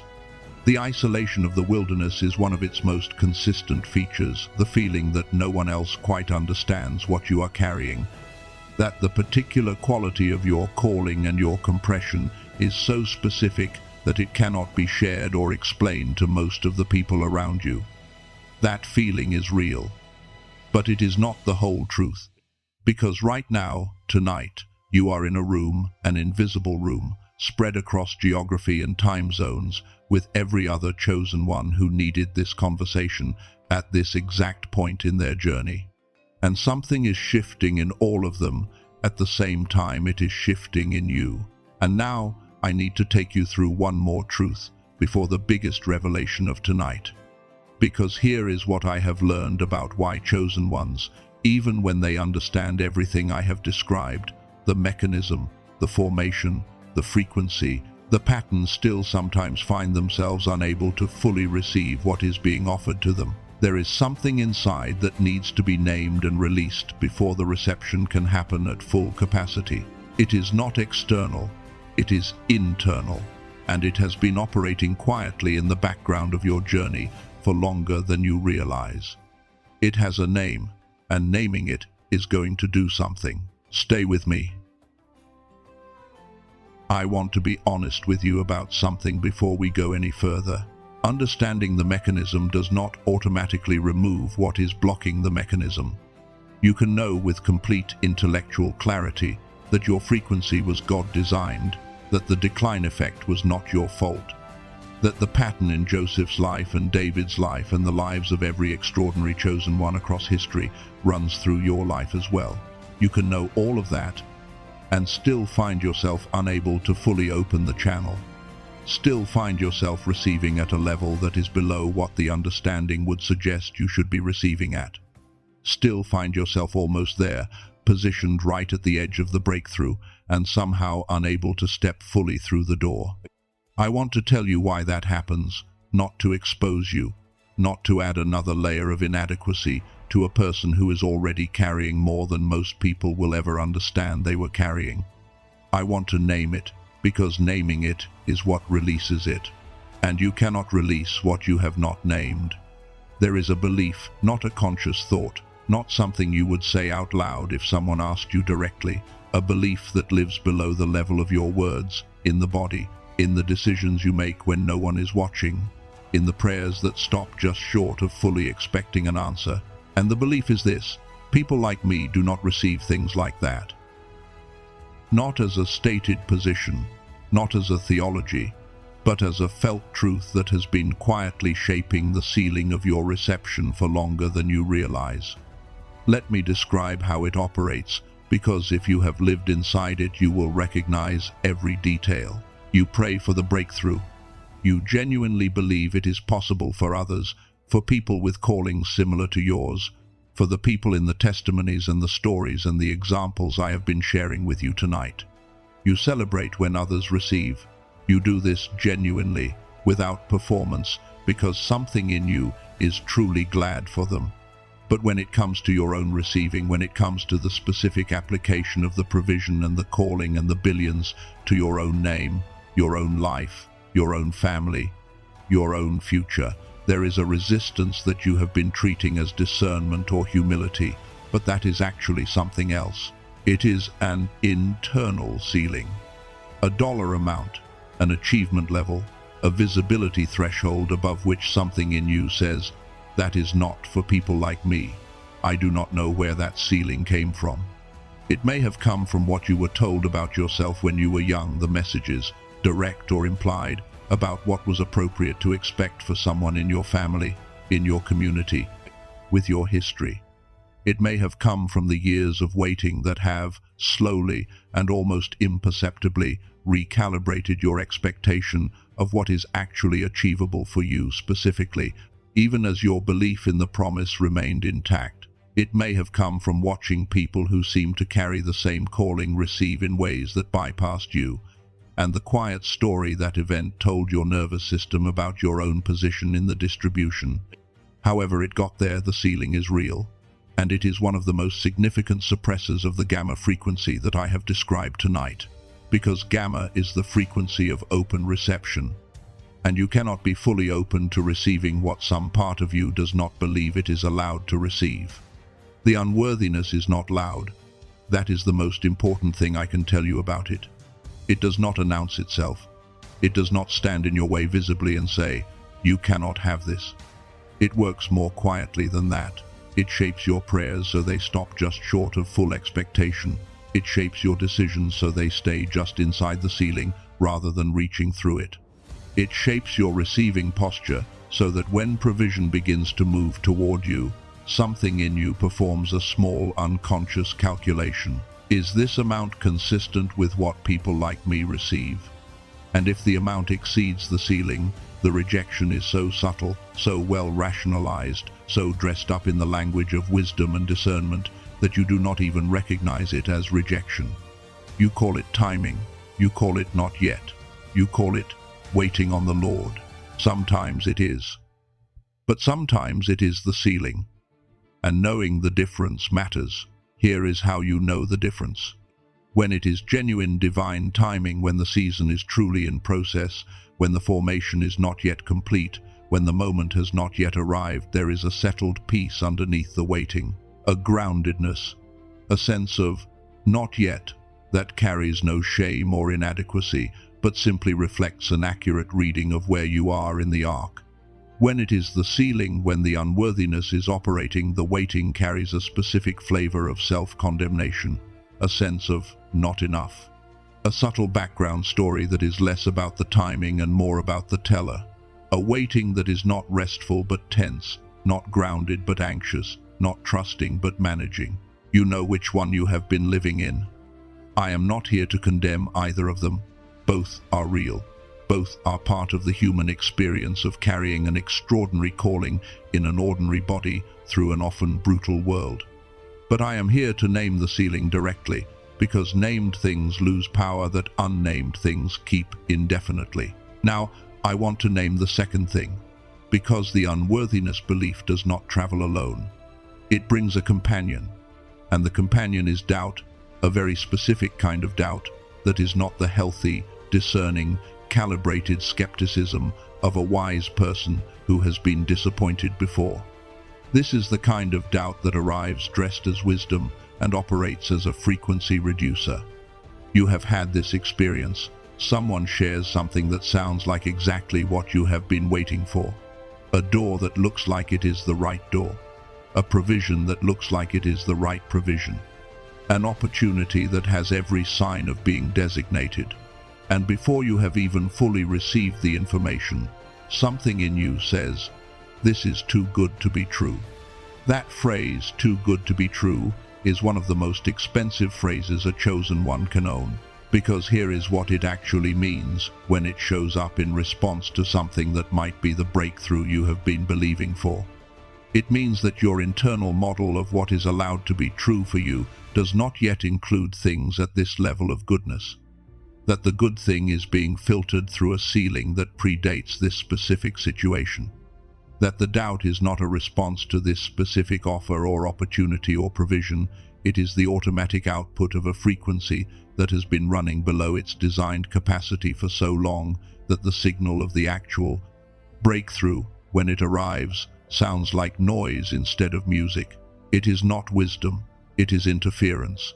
And it costs you every time you mistake it for wisdom. I want to be very clear about something here. I am not saying ignore discernment. Discernment is one of the most important tools a chosen one carries, and the sharpening of it that I described as one of the 7 signs is a genuine and valuable development. Real discernment produces clarity about what is aligned and what is not. It does not produce blanket resistance to everything that exceeds the previous ceiling. The distinction is this: discernment identifies misalignment.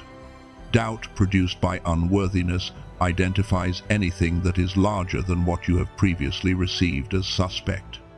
And these two responses can look identical from the inside, which is why naming the source matters. And there is one more thing I need to name, one more pattern. The one that is the most subtle and in some ways the most significant for the chosen one who is genuinely close to the breakthrough. It is the pattern of getting close and pulling back. Maybe you have recognized this in yourself. The moment when the door is genuinely opening, when the provision is genuinely beginning to move, when the palace is genuinely beginning to come into view, and something in you finds a reason to slow down, to reconsider, to introduce a complication or a qualification or a delay that was not actually required, to find the flaw in the opportunity, to decide that the timing is not quite right after all. Most people attribute this to fear of failure, and sometimes that is accurate, but I want to offer you a different explanation, because I think for most of the chosen ones who live in this pattern, the real driver is something less obvious. It is not fear of failing to receive. It is fear of the version of yourself that succeeds in receiving. Somewhere below the conscious level, the person who steps through the door into billion-level provision and billion-level visibility and billion-level responsibility is terrifying to imagine. Not because that person is bad, because that person is so much larger than the version of yourself you have been allowed to inhabit for so long that moving into that version feels, at some cellular level, like becoming someone else entirely. Like leaving behind something familiar for something that has no track record, no precedent, no evidence in your personal history that you can survive it. And survival instinct, the deepest, most primitive part of the brain, will choose the familiar pain of the ceiling over the unfamiliar territory of the breakthrough every single time, unless something more powerful overrides it. That something more powerful is understanding, not discipline, not willpower, understanding.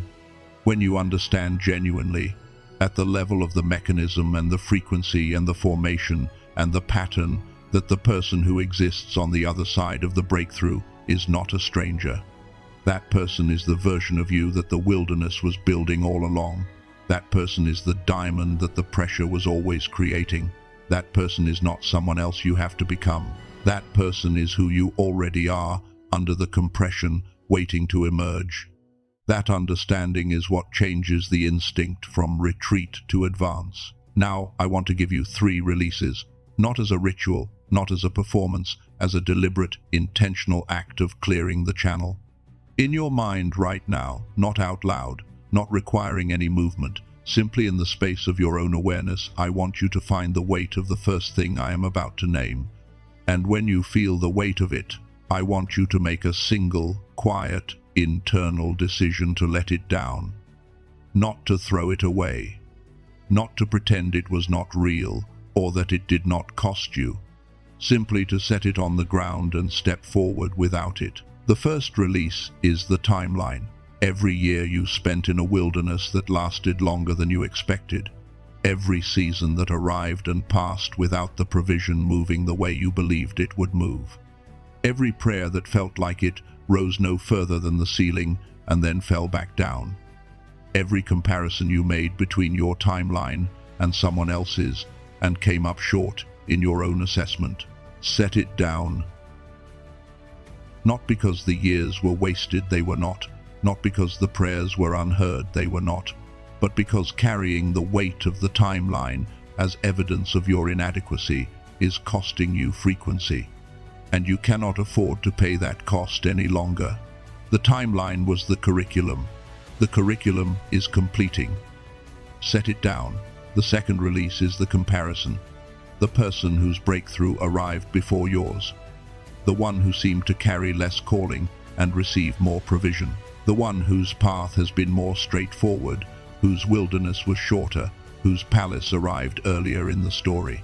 The quiet resentment that you have been too honest with yourself to fully name but too human not to feel. You do not have to pretend that the comparison never happened or that the feeling was wrong. The feeling was human. But the conclusion the feeling was drawing that their earlier arrival means something about your worth or your position or your designation, that conclusion is false. Their billions were calibrated for their assignment. Yours are calibrated for yours. The scale is not the same. The impact is not the same. The reach is not the same. They were not given your provision. You were not delayed from theirs. These are different provisions for different purposes, moving on different timelines, and the only meaningful comparison is between where you are and where you were designed to go. Set it down. And the third release is the ceiling, the internal number, the internal threshold, the invisible upper limit of what is allowed to be true for you, specifically the belief held below the level of words that you do not occupy the part of the distribution where billions actually arrive. Whatever that ceiling is, wherever it came from, however long it has been in place, it was never structural, it was never accurate, it was never a reading of what is actually designated for you.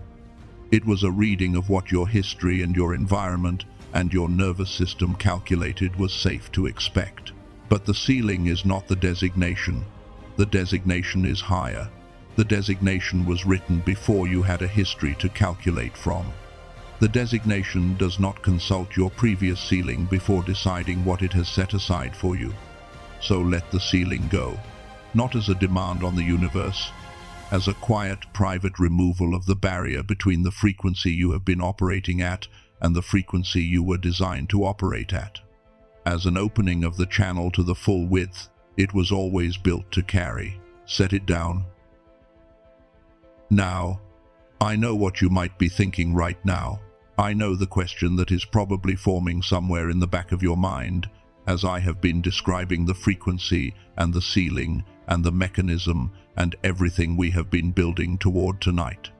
You have tried things before. You have sat in messages and retreats and prayer meetings and conversations that promised transformation and delivered a different version of the same results. You have read books and applied principles and done the work that was supposed to produce the shift.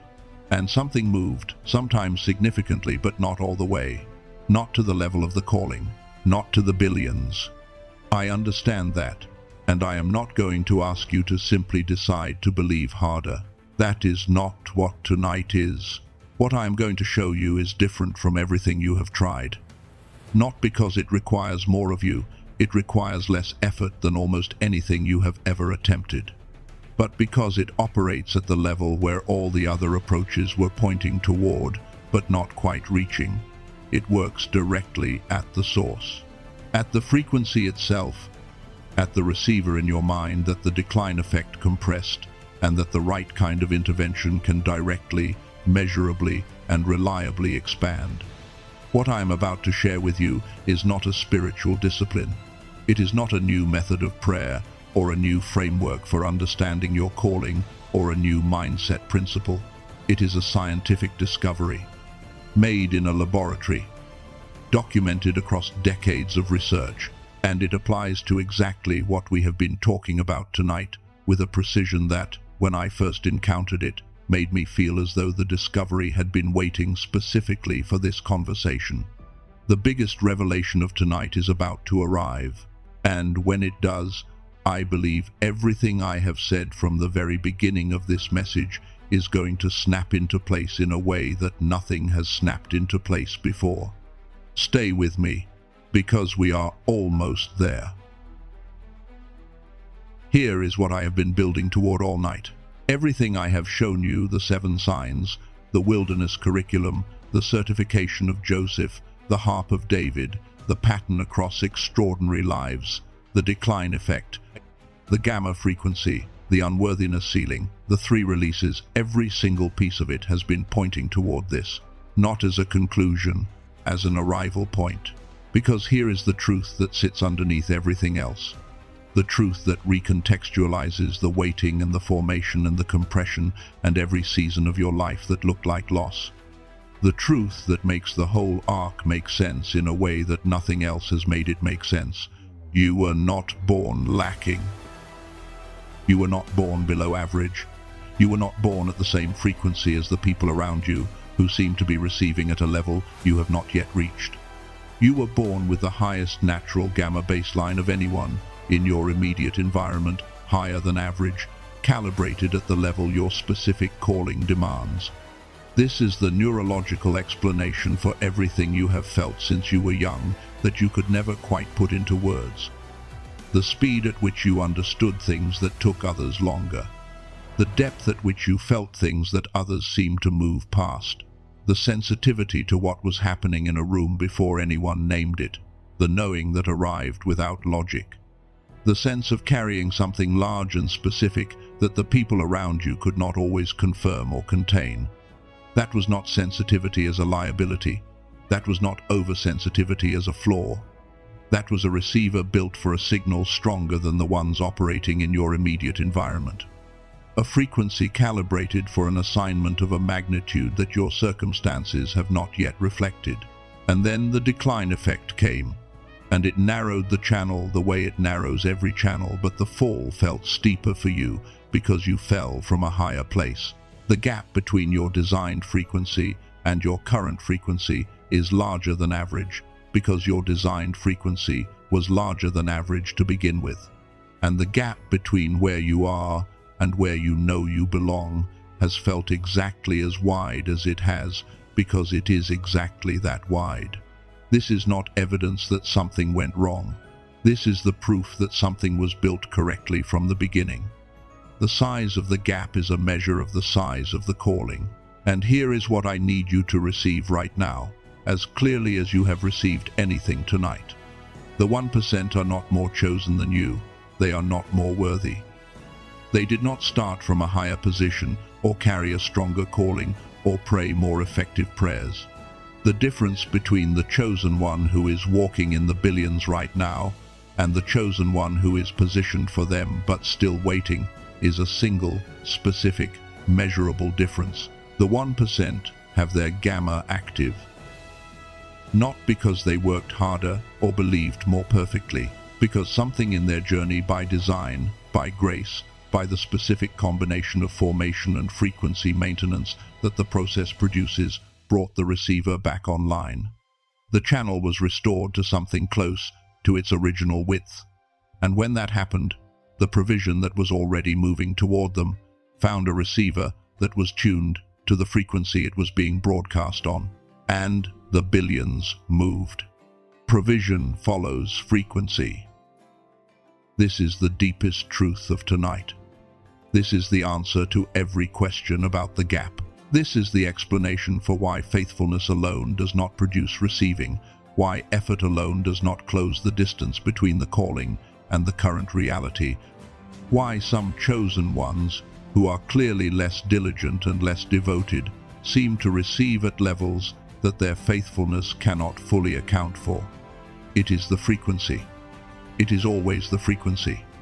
And the frequency is not beyond your reach. It was built into you before you were born. It is not lost. It is dormant. And dormant is the one category of problems that has a direct and specific solution. Here is the synthesis of everything tonight has been building toward. The provision designated over your name is real. It is in motion. It is being broadcast at a specific frequency toward the hands that were designated to receive it. You were built with the receiver for that provision already installed, the highest order gamma frequency of anyone in your generation.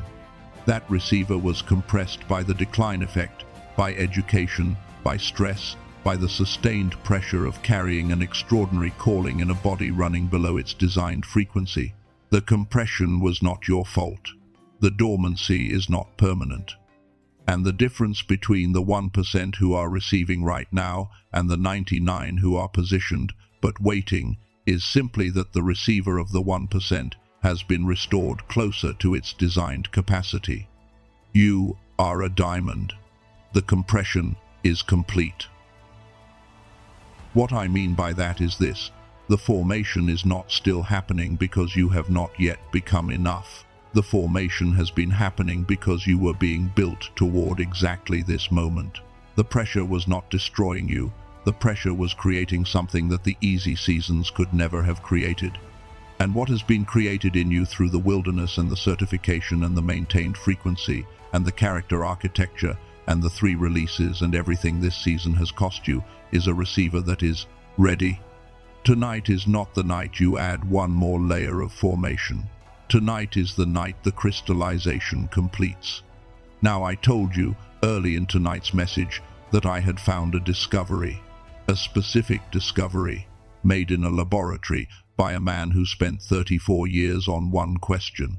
I told you the answer he found was going to change how you understand everything we discussed. And I have been bringing you toward the full weight of that discovery all night. This is the moment I give it to you. Remember what I said about the frequency, about gamma, about the specific brain state that is the receiver for divine provision, about how it was active in childhood and was compressed by the decline effect, about how dormant is not the same as destroyed.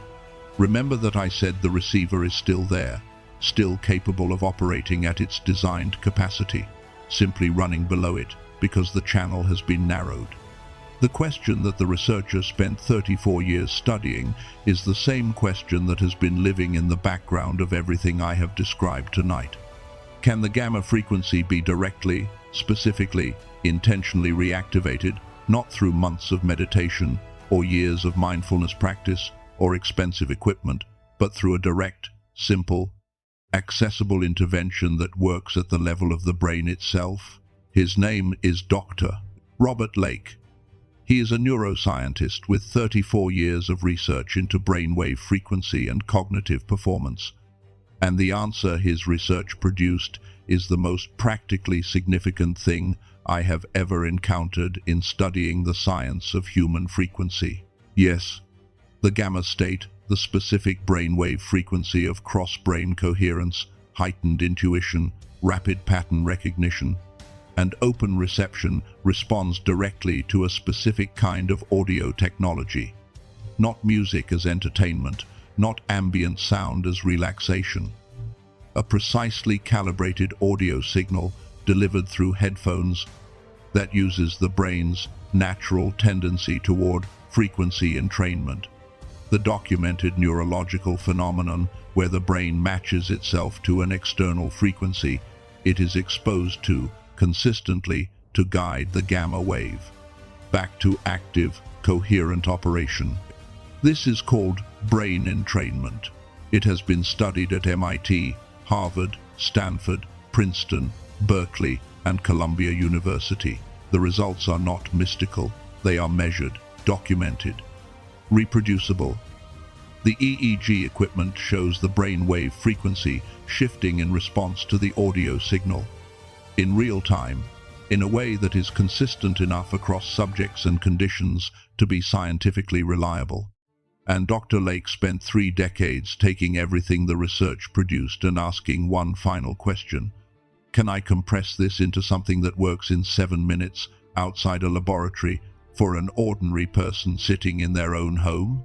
The answer is what he called the Genius Song, a 7-minute audio track listened to through headphones, eyes resting, body still, anywhere you already are. That uses the brain entrainment technology developed across 34 years of research to directly activate the gamma frequency, the same frequency that produced the knowing in your childhood, the same frequency that Joseph maintained through the pit and the prison, the same frequency that David cultivated through the harp, the same frequency that is the receiver through which divine provision actually moves. Not in months, not after years of practice, 7 minutes. This is not meditation, though meditation points at the same destination. Meditation asks the brain to find its way to gamma through discipline and time, and it can, eventually, for people with the patience and the practice to get there. Brain entrainment takes a different approach entirely. Instead of asking the brain to find the frequency on its own, it delivers the frequency directly, the same way a tuning fork held next to a guitar string causes the string to vibrate at the same pitch without the string doing any work. The brain follows the signal, the gamma activates, and the receiver comes back online. Let me tell you about a man I want you to hold in your mind alongside Joseph, 51 years old. He had spent 2 years in a kind of professional wilderness, not because he lacked the calling, not because the skills were not there, but because something in his mind had been running below its designed frequency for so long under the weight of sustained financial pressure that he described his own thinking as foggy. His word, like trying to see clearly through glass that had not been cleaned in too long. He went to interviews, and the words would not come, not because he did not know the answers, because the channel through which he accessed what he knew was running too narrow. The gamma that would have produced fluency and clarity and the intuitive, real-time responsiveness that makes a person magnetic in a room, that frequency was suppressed. He used the Genius Song for 11 days. On day 12, he received a job offer, not in the same field, in a better adjacent one, not at the same level, at a higher one. He did not update his resume. He did not change his strategy. He changed the frequency, and the provision that had been moving toward him found the receiver that was finally, specifically, online. He described what shifted in a way that I think you will recognize. He said, "I did not become someone different. I became more clearly myself, like a signal that had been full of static, suddenly coming in clean. That is the gamma switch turning back on." Now, I want to tell you exactly how to access this, because what Dr. Lake built is available to you tonight. The Genius Song is available as a digital audio file. You receive it immediately, no shipping, no waiting. You listen through headphones, 7 minutes per day, from wherever you already are. And the technology does what the technology does. The brain entrainment begins. The gamma activates. The receiver comes back online. I want to name something important about where this fits in what we have discussed tonight. This is not a replacement for faith. It is not a substitute for the formation that the wilderness has been producing in you. It is not a shortcut around the certification that your calling required. All of that stands. All of that was real. All of that was necessary. This is the scientific mechanism that makes what the faith is reaching for practically accessible at the level of the mind itself. It is the harp that David used to maintain his frequency, translated through 34 years of neuroscience into a form that requires no musical training, no years of practice, no special conditions. It is the tool that closes the gap between the designated receiver and its designed capacity, 7 minutes a day. And something begins to shift that cannot shift through effort or prayer alone, because it operates at the level of the neural hardware itself. The standard price for the Genius Song is $49, less than a single session of traditional biofeedback therapy, which runs $300 per hour. Less than a fraction of the equipment required to replicate these results at home through clinical methods, which costs in the range of $7,000. $49 for the direct activation of the frequency that is the receiver for everything we have talked about tonight. But Dr. Lake made a specific decision about the people who would encounter this through a message like tonight's. He understood that the chosen ones who are in the positioning season, the ones who are fully formed and fully called and fully ready, but whose provision has not yet arrived at the level their calling demands, are not the ones with excess resources to invest in the tools of their own activation. They are the ones who have been faithful in the wilderness without the palace yet in view. And so for people who find the Genius Song through this specific message, the price is not $49. It is $39, a reduction that Dr. Lake made specifically for this audience, for this moment, and that is not available anywhere else. Not on Amazon, not through any other channel. Only through the link I have placed in the description and the pinned comment of this video. And with that $39, you receive more than the track itself. You receive the Genius Child Audio, the same brain entrainment technology adapted for children, for any young people in your life who are at the stage where the gamma is still active and can be protected rather than restored. You receive the classic book, the original text that the film and the global movement known as The Secret drew its core ideas from. A book that goes deeper into the practical relationship between frequency and provision than the popular adaptations of it ever did. This book sells for $20 on its own. It arrives with your purchase at no additional cost. You receive the guided visualization, a directed audio experience that takes you through a clear, specific imaging of your life as it will look when the 4 primary areas, finances, relationships, health, and purpose, are operating at the level your calling demands. Not as a manifestation exercise, as a frequency calibration tool, as the mind being shown the target so the receiver knows what it is receiving toward. And you receive the habit infographic, the 5 most significant daily practices of people who maintain high-frequency states consistently, distilled into a single page you can reference without effort or complexity. Everything together, $39. Through the link in the description and the pinned comment below this video.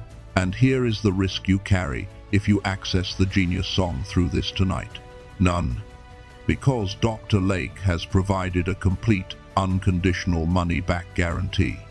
If you listen for 30 days and feel no shift in your clarity, no change in your reception posture, no movement in the synchronicities and the knowing and the quality of perception I have been describing all night, you receive every cent back, without explanation, without conditions. You lose nothing. You risk nothing except the experience of finding out whether the receiver comes back online. The only risk, the only genuine risk tonight, is the cost of not trying. Because here is what I need to say directly before I tell you how to access this. Every day that the gamma remains below its designed capacity is not a neutral day. Every day that the receiver is running at reduced bandwidth is a day that the provision moving toward you encounters a channel that is not fully open to it. And provision that encounters a narrowed channel does not stop moving. It flows toward the next open receiver it finds. I am not saying this to create pressure. I am saying it because it is true, and you deserve to hear the truth in its fullness rather than the comfortable version of it. The person you are becoming, the one the formation has been building through every season of your wilderness, the diamond that has been crystallizing under every layer of pressure, that person has already made this decision. Not because they were certain of the outcome, because they understood that the moment of activation never arrives with a guarantee. It arrives with a decision. And the decision is simply whether the receiver that God built into you is worth the same investment that Joseph made when he kept interpreting dreams in a prison with no visible reason to believe his gift was going anywhere. He invested in the frequency when the circumstances gave him every reason not to. That is the 1%. One more thing before I go any further, because this matters and I want to be clear about it. There are versions of what I have described tonight circulating under the name The Genius Song that are not the Genius Song. Audio files without the brain entrainment encoding. Tracks that carry the name but not the technology. Ordinary sound files with no gamma activation capacity whatsoever, sold by people who understood that the name had value but not what produced the value. If you find something labeled The Genius Song on YouTube, Spotify, Amazon, or through any search result other than the specific link I have provided, it is not the real thing. It does not contain the 34 years of research. It does not contain the brain entrainment encoding. It will not produce the shift I have described tonight. The only verified path to the original technology, the complete bonus package, and the full money-back guarantee is through the link in the description of this video and in the pinned comment below it. That is the only door. And it is the only one worth walking through. If you feel called to explore what happens when your receiver comes fully online, the link is there for you. Now I want to move into the final and most important part of tonight's message. Because I made you a promise early in this conversation. I told you that before this message ended, I was going to speak something over your life. Not a general blessing, a specific activation. Something I believe you have needed someone to say for a long time. Not to encourage you toward the breakthrough from a position outside it, but to speak directly into the receiver that is coming back online right now and declare what it was built to receive. This is that moment. Stay close. Before we enter the final space of tonight, I want to do something. I want to show you the whole arc one more time. Not because you need to understand more, you have understood enough, but because seeing it whole, in a single frame, before we close, is part of the receiving. You came into this message carrying a gap. The gap between where you are and where you know you belong. And what this message has done, what I believe it was designed to do for you specifically, in this specific season, is not close that gap through external change. It has done something more foundational than that. It has shown you what the gap is actually made of. The gap is not made of divine withholding. It is not made of insufficient faith or inadequate character or spiritual failure or any of the stories the waiting season can slowly, quietly convince you it is made of. The gap is the distance between your dormant frequency and your designed frequency. That is all it is. That is all it has ever been. And the distance is not evidence of abandonment. It is evidence of scale. The size of the gap is the size of the calling. The width of the distance is the width of the receiver being built. The length of the waiting is the length of the formation required to carry what is designated. You are not late. You are not behind. You are not the exception to a pattern that works for everyone else while somehow bypassing you. You are a diamond that has been under pressure long enough. Tonight is not the night you are told to hope for the emergence. Tonight is the night the emergence is recognized as already complete. The coal has been compressed into something the darkness could not have predicted from the outside. And what has come through that compression, what exists in you right now, in this moment, after this entire conversation, is not a repaired version of who you were before the wilderness. It is a version that has never existed before, built by the formation, held together by the certification, carrying a receiver that was compressed by the world and is now, tonight, beginning to come back online.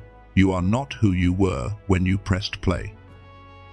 Something has shifted in the way you hold the waiting, in the way you understand the gap, in the way you see the pattern of your own life, in the frequency your mind is operating at right now in this moment, simply because understanding restores what confusion suppressed.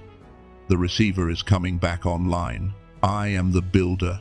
I am the cycle breaker. I am the pioneer. I am the light bearer. I am the deliverer. Say those inside yourself right now. Not as performance, not as manufactured belief, as recognition, as the diamond looking at itself clearly for the first time in a long time and saying, "This is what I am. This is what I have always been. This is what the pressure was building all along." The provision is designated, the frequency is awakening, the receiver is open, and now we go to the place this entire message was built for. The thing I promised you. Come with me. Let us receive this together. Everything we walked through tonight, the wilderness, the formation, the frequency, the mechanism, the releases, the pattern, all of it was bringing us to this moment. This is not the end of the message. This is the moment the message was always pointed toward. The moment we stop describing the receiver and start activating it. The moment we stop talking about the frequency and start operating in it. I am grateful. I want to begin there. Because gratitude is not a religious formality, it is a frequency shift in itself. The simple act of genuine acknowledgement changes the chemistry of the mind in ways that the research documents clearly. And I want to begin tonight's closing in that state. I am grateful for every season that formed us, for the wilderness that, for so long, looked like emptiness and felt like abandonment, and was, in ways we could not see from inside it, the most carefully designed preparation process any calling has ever been taken through. I am grateful for the pressure, for the compression, For the darkness that did not destroy the material inside it, but changed its structure into something that the light and the ease could never have produced.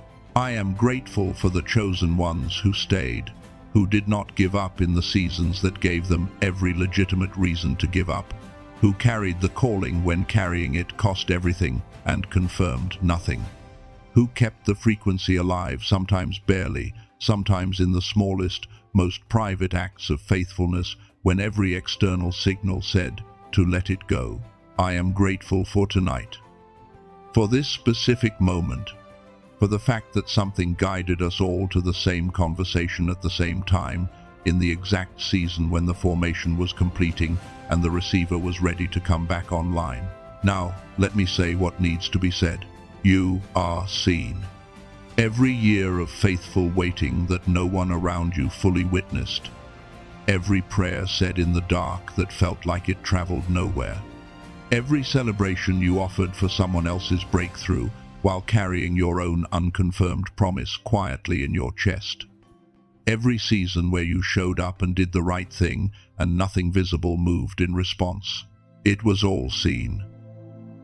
Not by a distant observer keeping score, by the source that designed the calling and designed the formation and designed the receiver and has been present in every single moment of the process, including the moments that felt most silent and most abandoned.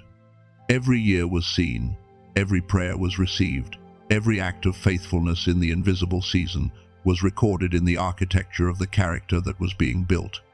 You were never alone in this, not in the pit, not in the prison, not in the field, not in the waiting room, not on the morning that felt like every other morning with no sign of the palace anywhere in view. You were never alone. And now, I want to release something.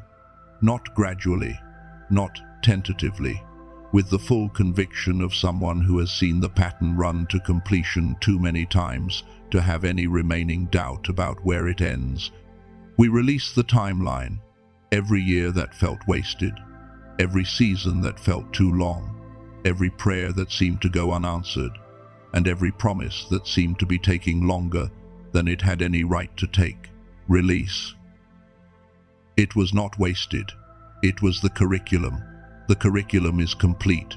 We receive that truth now, and we set the weight of the timeline on the ground where it belongs. We release the old ceiling, the internal number, the invisible upper limit of what is allowed to be true for us. The belief, held below the level of words, that people like us do not occupy the part of the distribution where billions actually arrive. Release. The ceiling was never structural, it was never accurate, it was never a reading of what is designated, it was a reading of what our history calculated was safe to expect. We release the history's calculation. The designation is higher, the designation is intact, the designation is moving. We release the compressed frequency, the narrowed channel, the receiver running below its designed capacity, every layer of the decline effect. Every year of sustained pressure that pushed the gamma below where it was built to operate. Every season of survival mode that trained the brain toward a frequency that was never its home. Release. The frequency was never destroyed, it was dormant. And tonight, it wakes up. We release unworthiness. The quiet belief that extraordinary provision is for people who are somehow more than we are. The ceiling that dressed itself as discernment. The self-protective distance that called itself humility while it was quietly costing us the reception we were designed for. Release. We are the 1%, not because we were selected over others, because we are activated for what we were designed to carry. We release comparison. Every person whose breakthrough arrived before ours, every timeline that was shorter, every provision that seemed to flow more easily towards someone who appeared to carry less. We release the story it was telling about our position. Release. Their billions were calibrated for their assignment. Ours are calibrated for ours. The scale is not the same. The reach is not the same. The impact is not the same. We release the old frequency, the survival state, the noise that stood between us and the signal. Release. And we release fear of the larger self, the version of us that exists on the other side of the breakthrough, the person who carries what the formation built. We release the terror of becoming someone who has never had a track record in our personal history. Release. That person is not a stranger. That person is who we have been the whole time, under the compression. The diamond was always in the coal. The frequency was always in the receiver. The calling was always in the chosen one. Now, let us call forth what was always there. The builder in you, come alive. The structures you were designed to create, the organizations and systems and legacies that outlast you, that change the landscape for people who have not yet been born. That capacity is present. It is awake. It is operational. Come alive now. The cycle breaker in you, come alive. Every generational pattern of scarcity, every inherited story of lack, every family ceiling that was never supposed to be permanent, it ends here. In this generation, in this life, the cycle breaks now, and what comes after you inherits a different starting point than what you started with. Come alive now. The pioneer in you, come alive. You go first. Not because it is comfortable, it is not. Because the ones who follow you need someone to go first, so they can find the path. The provision you carry is not just for your life. It is a door that stays open for the people behind you. Come alive now. The light bearer in you, come alive. The demonstration of extraordinary provision flowing through a chosen life is not for your private enjoyment. It is evidence. It is proof that what the calling promises is real.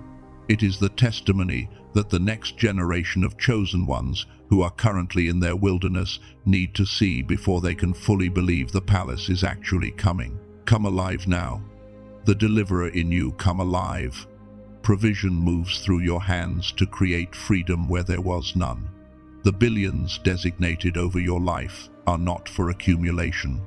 They are the instrument of liberation for the people in your family who are waiting to be freed by what you carry, for the communities that need what only a fully activated chosen one can provide, for the places in the world that are waiting for someone to arrive with the frequency and the resources and the authority to build what needs to be built. Come alive now. We activate the divine connections. Every right person who belongs in the next season. Every relationship that the source has been preparing to arrive at exactly the right moment, carrying exactly the peace that this assignment requires. We do not beg for them, we declare them. They are already moving, they are already on their way. We activate their arrival now. We activate the open doors, the opportunities and the invitations and the financial channels that have been sealed, not because they were not designated, but because the receiver was not yet fully online. The receiver is online. The doors respond to the frequency. We activate the opening now. We activate the gamma, the full designed God-given frequency of the receiver in our minds, the cross-brain coherence, the intuitive knowing, the rapid pattern recognition, the capacity to receive divine provision through channels that the analytical mind alone cannot access. We activate it now, not as a request, as a declaration of what was always true about how we were built. The frequency is ours. It was ours before we could name it. It is ours tonight. Now, let us cover what is rising. We cover the emergence from premature exposure. What is being built in this season is not yet ready for every eye. There is a critical period between the activation of the frequency and the full manifestation of what the frequency receives. And in that period, the emergence needs to be protected from the kind of scrutiny and resistance that would press it back into dormancy before it has fully taken root. We speak protection over this period. What is growing is covered. What is rising is guarded. What is being built is shielded from the interference of voices and circumstances that do not understand what they are seeing. We cover the breakthrough from self-sabotage, The mechanism of the 99, the ceiling, the doubt, the fear of the larger self, we declare it has no footing here. Not tonight. Not in this season.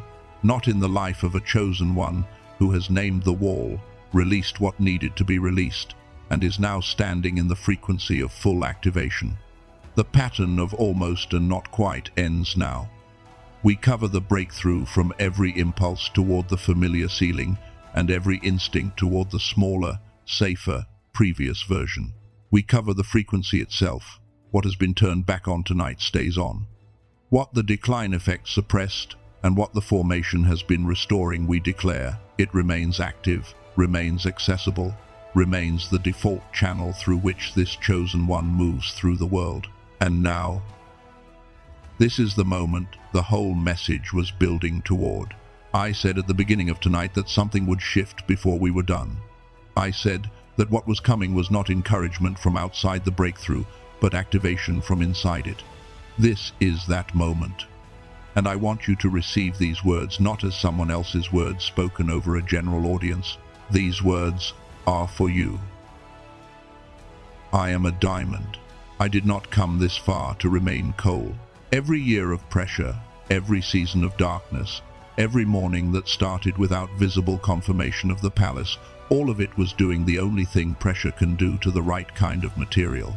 It was making me harder, more brilliant, more valuable, more precisely shaped for the hand that was always going to hold me. I am the 1%. Not because I earned it through superior performance, because I am activated for what I was designed to carry. The frequency is online. The receiver is open. And what was designated for me before I had a name is moving, right now, through channels I can feel, even when I cannot yet fully see them. My gamma is awake. The God-designed receiver in my mind, the specific, measurable, extraordinary capacity that was built into me before I was born and compressed by the world and restored through the formation and reactivated through the truth I have received tonight. It is awake. It is operating. It is tuned to the signal that the provision has been broadcast on since before I could hear it clearly. I am the builder. I am the cycle breaker. I am the pioneer. I am the light bearer. I am the deliverer. These are not things I am becoming. These are things I am. They were assembled in the wilderness. They were certified in the prison. They were confirmed in the field with the harp. They emerged from the chrysalis when the formation was complete, and they are standing, fully present, in this moment. The provision is moving. The doors are opening. The right people are arriving. The financial channels designated for this calling are flowing toward a receiver that is finally, fully, completely online. The billions know my name. I am not waiting to become worthy of receiving them. I was built to carry them. I was designed to steward them. I was formed, through everything this season has cost me, into exactly the kind of character that the provision requires before it will stay, and the provision is moving now. Tonight is my night. Not because everything will look different in the morning, because something has changed in the frequency tonight that nothing in the morning will be able to take back. Something shifted in the receiver. Something opened in the channel.